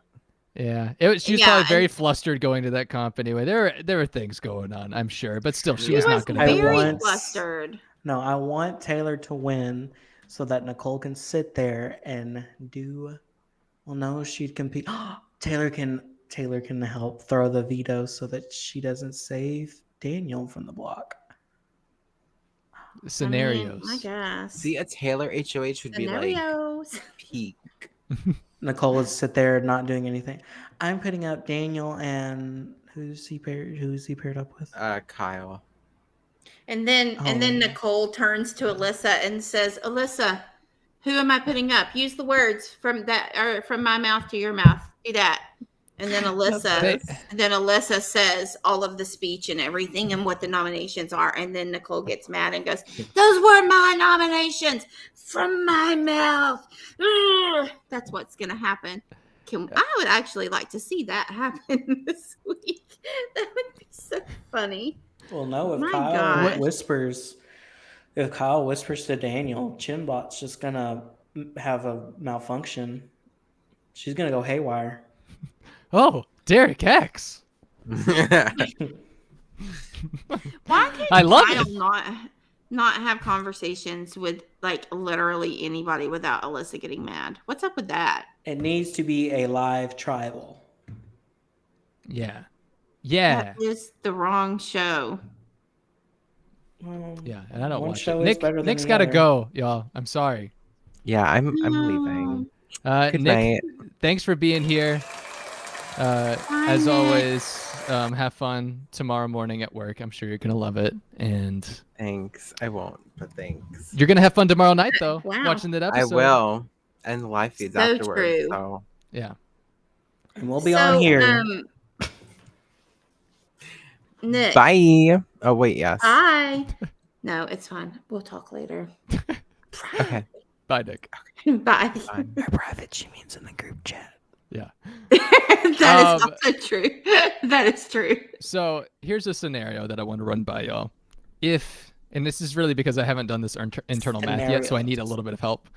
If a member of the leftovers wins HOH and puts a bestie festie pair that includes a member of the leftovers, will they have the votes to still send the other person home? So they have 7 right now. That would be 5 votes. 5 would be a tie, which the HOH would break if they win HOH. So yes, never mind. I answered my own question. They would barely have the votes is the answer. Okay. I was. Well, listen, I don't know that I would chance that. If I were in the position that I would need to have enough votes, putting somebody up that, dude, my brain hurts. Well, but we haven't even talked about the possibilities. Well, you guys probably have, but the possibilities of what the hell is going to happen to Terrence on tomorrow night. I told you in the group text last night, he's getting an 88 vote advantage in final 2 to win the game. I mean, no. That's what's probably going to happen. 88 miles an hour. He's a bus driver. Get it? Yes. The bus can't drop below. There's a bomb on the bus. And Sandra Bullock shows up. Keanu Reeves. It's going to be a whole shindig. I know what's going to happen. What? He is going to, well, he's not guaranteed safety. Maybe he's able to switch with another person in the pairs. Oh, that would be kind of interesting. Because, earlier tonight, again, when I was watching some of the previous episodes over at my parents' house, my 43-year-old son came in and said, when they announced the Bestie, whatevers, my 43-year-old son said, oh, that's kind of an interesting twist because, he doesn't watch this show. And so, I said, well, it kind of is, it kind of isn't. It's just been done, like several variations of this over the years. And so I started thinking like, okay, so in 9, they had duos, but both of them went out, and then they had the big vote for someone to come back, and Alex Coladonado was robbed, but whatever. But like 13, 13, they had the key thing to keep them safe. And so anyway, there's been variations over the years. And I was thinking, what are they going to do with freaking Terrence? Because that is going to change everything moving forward as far as who goes up. How long is this crap going to last? How long are we bestie festying? Hopefully just the next couple of weeks. But yeah, I mean, next couple of weeks. Yes. How about just next week and then we're done with it? I'd be fine with. I mean, I would love that. I would love that, Zach. But I don't believe that's what's going to happen. Terrence, Zach, did you get a haircut? What? No. Did you get a haircut? No. Oh, well, your hair looks great. Continue. I was just gonna say, well, Zach, your theory that you mentioned, he gets to switch pairs. That would be that there's still one person that doesn't have a pair. So well, then how about this? After the second week. But what does he do for this 1 week? My God. Maybe he could join up with a trio. They could all be nominated together. Stop. What if the power of veto is going to be an individual, and the individual can decide whether to take off a single pair or just one person, and then Terrence gets put up? That's really unfair, though. How? You sounded just like Daniel just now. How? No. I mean, think about CVS. When are they ever fair? Never. Really quickly, a while back, in chat, Crumbs on my bed asked if we wanted to. I haven't seen any of Pooch's tweets, but asked. Oh, yes. They're about as delusional, or they're as delusional as they are. Yeah, I'm just gonna read his one from 2 hours ago. Okay. I'm just gonna read it word for word. Feel free to comment on it if you want to. He said, "Ha ha ha. Yes, I know me wanting Taylor out of the house because of microaggressions and not because I made an all-guys alliance and knew Taylor was one of the strongest women in the house and would be extremely hard to get out of this game. Makes sense," all caps. Well, at least we know he's not a math teacher. He is not an English teacher. He definitely is not a history teacher because he definitely doesn't know any history of this game whatsoever. So Yeah, that's such a big Pooch. switch too from his video that I saw that he like posted yesterday on Instagram or something. I don't remember where it was posted. It was completely opposite of that. Just talking about Taylor's, like, a real strong, confident. What Pooch says sometimes.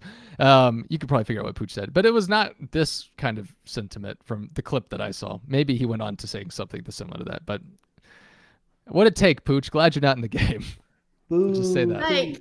Boo. So this tweet is just proof that not only did he have a severe lack of self-awareness within the game, he has a severe lack of self-awareness outside of the game, and he does not possess the ability to take a criticism and do exactly what Taylor has unnecessarily done over and over and over again, but self-reflect and ask himself, did I inadvertently or intentionally, God forbid, do any of those things? And if so, how can I move forward to fix it? He does not possess that ability. That is what that one single tweet says to me, or those things.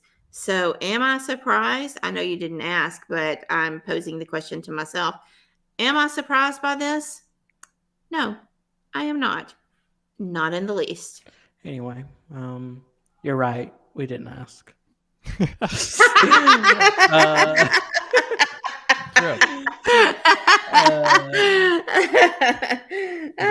I love Roxy, but there's this other tweet I want to say. That was so funny. This is from Joseph Pooch. Drop the P, put the C. Cucciarelli, yes. Y'all that think you know what happens in that house, yeah, 24/7 because of live feeds are hysterical. Just like on the TV episodes, same with the feeds. Producers show you what they want you to see. This is like Daniel Brownstone all over again. I mean, for real. Yeah, what they want us to see. Okay. Y'all that think? What? Do y'all that think? Y'all that think? Roxy. Y'all that think you know. Listen. You that think? Zach, you that think? What I'm thinking is Pooch is insinuating. Correct me if I'm wrong. Pooch is insinuating that on the live feeds, the producers are showing us exactly the cameras that they want us to see. Yeah, that's not ever been in contention, Pooch. We're aware of that. They control which cameras we see. Here's what you don't understand, Poochie Cooch. They're not changing your behavior or the things that you are doing or saying. Those things are actually live and we are seeing them. You freaking grade A moron. Are you an idiot? But I mean, he's that too. He's so many things. I can't, like, it is honestly, it's insulting that, and I get it. Look, he's feeling attacked. God bless his precious little ego. Short man complex. If he were as tall as Daniel, life would be grand for him. Too bad you're not. But anyway, like, he, I guess, is like feeling attacked and wanting to react and retaliate with every single tweet that he, this reminds me of that go ahead. Form of narcissism. What? Was that it? I don't know what you're trying to say. I'm trying to help you. Yeah, I've also tried to help you. This is the Oasis all over again. Speak, no, Zach. Roxy said form of, and I was letting her finish. Oh no, I was stopping so that you could like you could say what your thought was, and I thought that was it. We were just trying to figure out what you that think, Yeah. I that think. No, I'm just reminds me of that. Do y'all listen to Taylor Swift? Sure. Yes, like today, right now, currently. I only listen to the 1975's Notes on a Conditional Form. Okay. Well, I'm talking about folklore. I think I've seen this film before. Oh, Exile. Yeah, and I didn't like the ending. Featuring Bon Iver. Bon Iver. Bon Iver. Iver. One of the two. Yeah. But this is like she's saying, we've seen this before. We literally saw this 3 or 4 days ago with Paloma. And yes, Natalie, I did see her comments. She is... When she went to Berkeley and Palo Alto. The only city that Berkeley's in. Yes. There's so much we haven't talked about, y'all. I just have to say. It's astounding, the things that we have not discussed yet. Really? We haven't even talked about Jasmine fainting, which I was looking forward to a lot. But I also knew that needed to be on the back burner compared to other things that we talked about. Alyssa being blamed for a lot of things. Yes, true. Also that. I really do want to talk about Jasmine fainting and how for 30 minutes she announced that she would be fainting soon. It was the slowest faint in the entire world. She was like, guys, get out your calendars. I'm going to be fainting at about 20 past 2 today. Guys, check your watch, set your timers. I just need to say 15.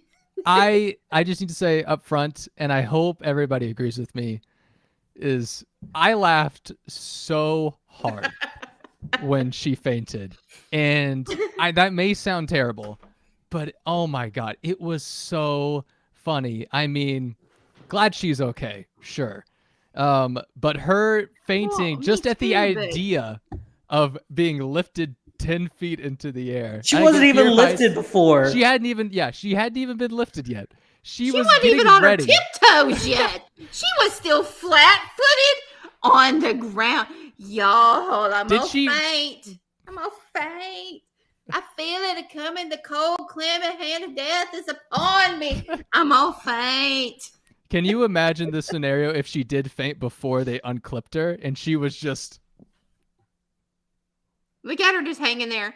I'm almost to the ground, and once I get fully prone on the ground, at that point, I am going to faint. I am letting you all know. Send out the smoke signals. Do what you must. Let everyone know I'm going to faint at approximately 2:29 today. That is what happened. And then once everybody ran over there, and Joseph, you know, like when she realizes Amir doesn't have the votes in his hand. Yeah, exactly. And she looks deep into his eyes, and he looks deep into her naturally blonde roots, and she says, Joseph, I'm gonna faint. And he says, stay with me, Jazzy. No, he doesn't use that accent. Stay with me, Jazzy. He's regular normal. What did he actually say? Okay. Stay with me, Jazzy. She's passed out. She's passed out. Can we get somebody? Oh my God. Can we get somebody? Yeah, the fact that she made it that far into passing out and no one from the crew or any medic had showed up at that point.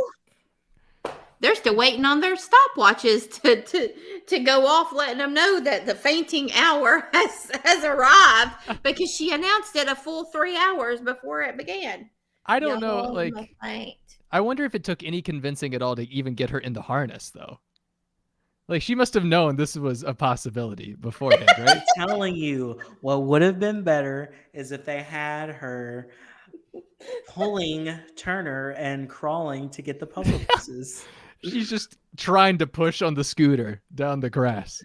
And then she's over here just like, yeah. Gotta get the puzzle pieces.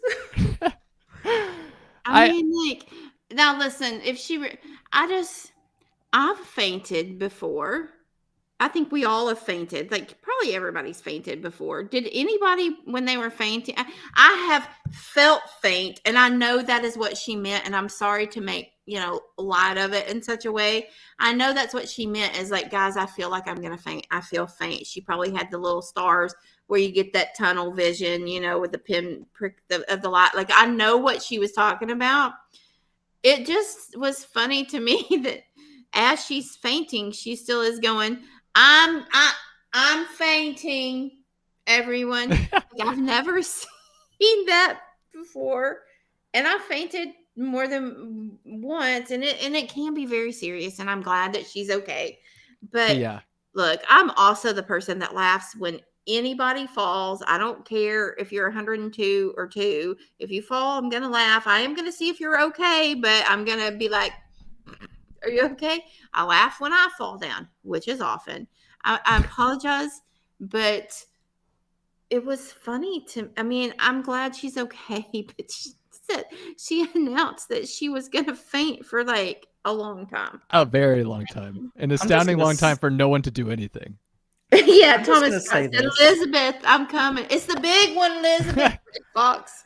There was so nervous. I know my body, and I can feel that something is just not right. And I know it is more than just my foot. I feel like I'm about to pass out. It's more than my foot. Can you unclip me? I'm about to pass out. I'm about to pass out. That dramatic turn from Joseph. My baby. I feel Jazzy. like it would have only been more dramatic if when Joseph did if he would have done the David Caruso Yeah, where did her accent go? About to pass yeah, out. it's true. She didn't have it. But no, it is true. I also really loved first of all, the editors held restraint with having the squeak sound effect when she came back after the commercial break, which would have been, I think, really funny if they included that. But then they just had Joseph basically just read that card and be like, "Welcome back, Jasmine. How are you feeling?" He didn't read a card, but it felt as if he was reading a card. "Welcome back, Jasmine. How are you feeling?" It did feel like that. Scott Moore says, I usually faint when I eat green bananas. Oh my gosh. But yeah, everybody in chat is saying the same things. Like I've fainted, didn't do that. I've seen a lot of fainting. I've never seen one person like that. I mean, Well, no, I just want to say this. Fainted. As someone who watches Survivor, they literally only eat rice and beans. Not butter beans, unfortunately. So, but there was this one scene where literally a guy, Beast Mode Cowboy, was on Survivor, and he literally was about to die. Mind you, he did not say, "Oh, I'm gonna faint. Oh, I'm going down. Oh, Amber, help me." No, he was literally over here. Mama, I need watermelon. Not quite, but yeah. I'm telling you, Jameson in chat is absolutely killing me. Jameson has been hard at work making something very special for us, and I get clues in the chat every week, and I'm loving the clues from today. Like, Jameson is the absolute best. I just can't even fathom that Jameson hasn't been with us this entire time, because he's going back years into our videos and finding these wonderful, wonderful little clips and moments, and he's posting them. And every time that he posts one, I'm like, oh my gosh, I remember that. Like these little Piriana. Oh, Daniel's Piriana face. I enunciate because I can't feel my face. I remember there was a mention of me doing an impression of Alyssa from BB15, and I have no idea what that is. So if I could have any clarification, because there's no way I would be able to find it. Otherwise, I don't listen, So I just he's working on it. He's working on it. won MVP. I'm so excited. I can't believe America voted for me again. Crazy. Shout out to you guys. One of the things Jameson put is Eureka, and I know exactly what that is. My favorite drag queen. Yeah. Great to see you back, Jasmine. How are you feeling? Welcome back, Jasmine. How are you feeling? We're so happy you are back, Jasmine. Feeling good, I guess. So That's happy. definitely a chin bot. Joseph bot? Joseph bot, yeah. Which I will take Joseph hosting a comp, just reading a card, over Daniel hosting a comp any day. I should say that. I think Joseph did great compared to what we saw from Daniel in the past week or so. Let's Daniel, more Joseph.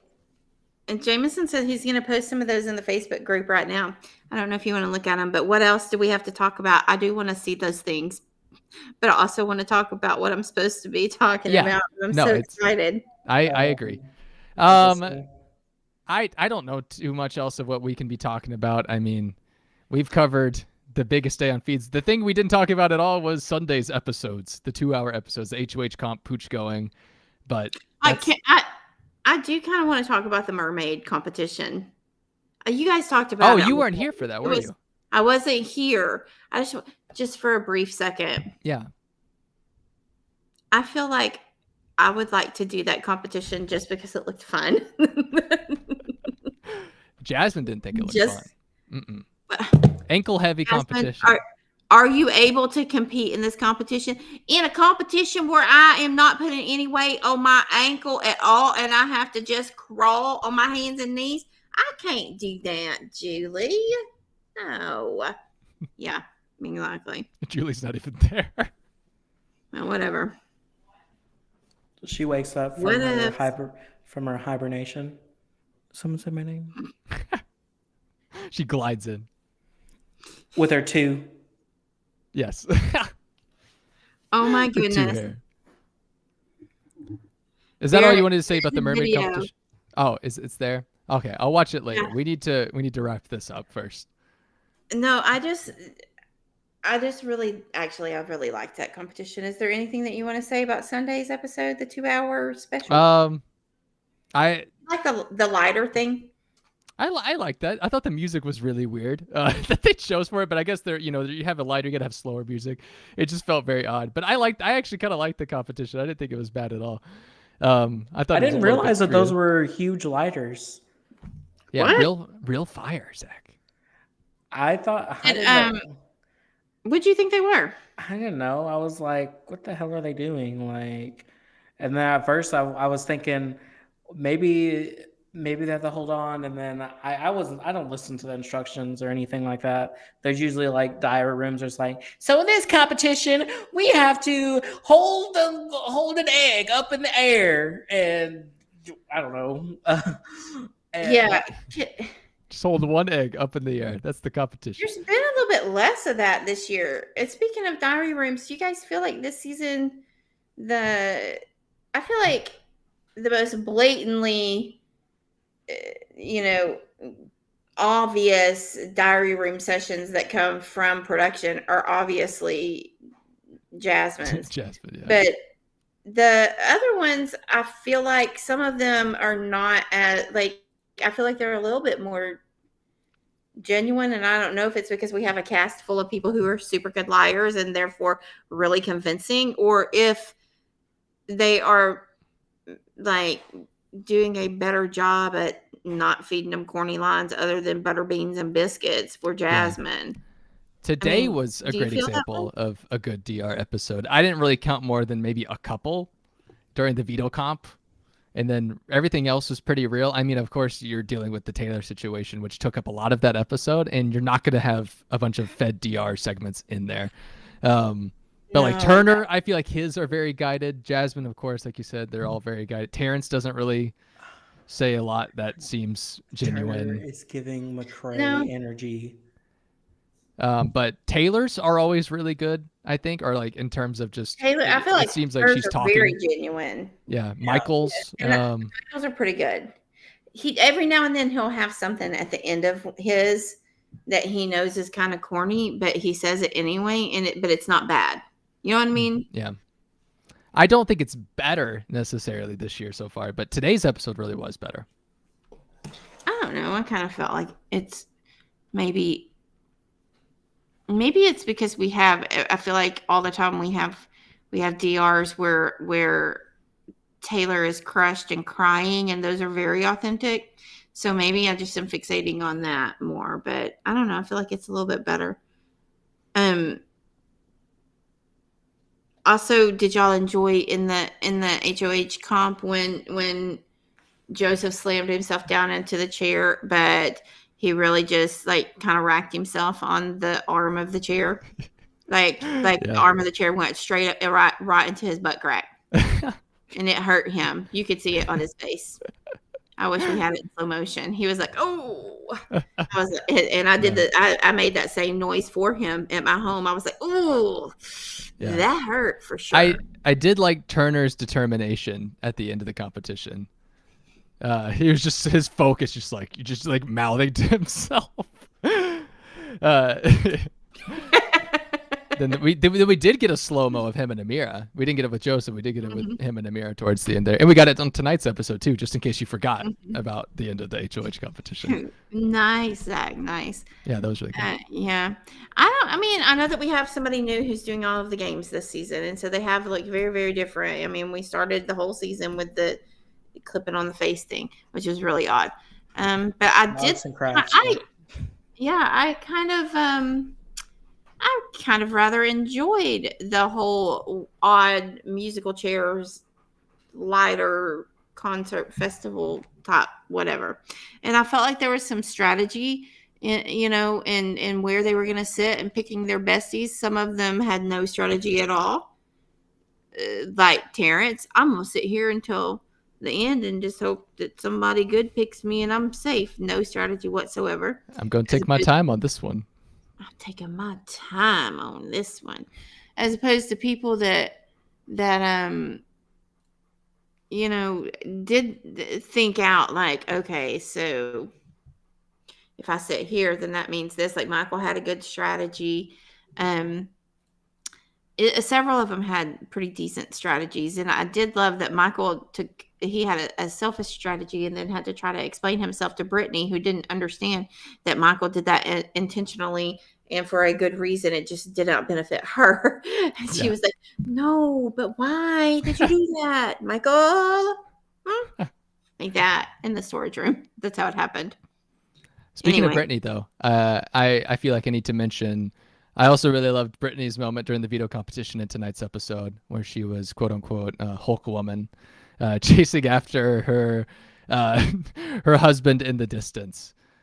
I think I mentioned to you, she was giving me like Sheriff Kathy vibes for some reason in this competition. I don't know what it was exactly that I could pinpoint, but I really enjoyed that Brittany, just seeing her, really, I mean, being the only person trying in this veto competition besides Taylor and Michael, but also just being so determined in the process. I really loved it. What's so funny, Roxy?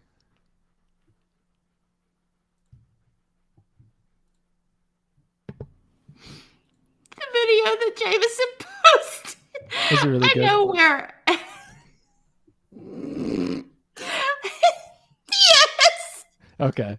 I'll have to look at it later. I'm excited. It does have you imitating Alyssa, and it does have you saying, "I enunciate because I can't feel my face." And it's so funny. My gosh, it's so funny. If you guys are not in our Facebook group, I highly recommend that you please join. We do discuss Big Brother at all times, 24 hours a day if you'd like. But Jameson, you are a flipping genius. Yes. Because it's so funny. Jameson, you get the official message of the night from Julie. I feel like you're a child of God, and that's. I'm going to make Jameson in charge of, I don't know what, but something. Oh my gosh. I kind of want to wrap things up, if that's okay. Yeah, okay. Zach, is that okay with you? I guess so. I don't know. I don't think there's really anything else to talk about. I think we've done our fair share.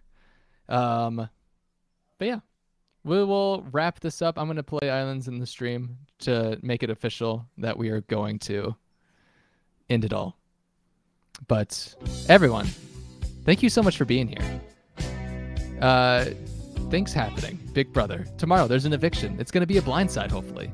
It'll be a lot of fun. The aftermath will be a lot of fun. We're going to have a lot of fun until we talk about everything on Saturday as well. Catch you up on everything. So join us then. Our times have varied on Saturday a little bit, so just keep updated with us in the Facebook group or any of our Twitters just to keep updated on the time.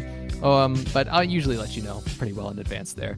But Yeah, follow all of us on Twitter if you want to keep up with us. I'm at Spicy Barrett, Roxy's at Roxy_Hotman, Zach is at the Zach Perez. Those links are also in the description below if you want to go straight to Twitter that way.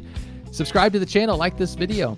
That would really help us out a lot. Thank you so much for being here live. If you were here live, being in the chat, we love having you here. Please come back, I beg of you. If you're listening audio only, I'm speaking to you now. Thank you for listening. And if you don't know that we're also on every podcast platform, Apple Podcast, Spotify, Google Podcast, whatever, go find us on there too, if that helps you out a little bit more. It makes it a little bit easier to listen or watch or whatever. Anything else? Did I forget anything yet? I feel like there's always something. Expect the unexpected. I don't know. Roxy, you got a Julie saying to wrap us up? Be well. Jesus loves you. I like it. He actually does love you, though. Yeah, that was very genuine. Perception Bye, is everyone. reality. Oh, that was good too. I like it. Perception is reality. Our reality. It was cheesy. I'm just trying to find a video.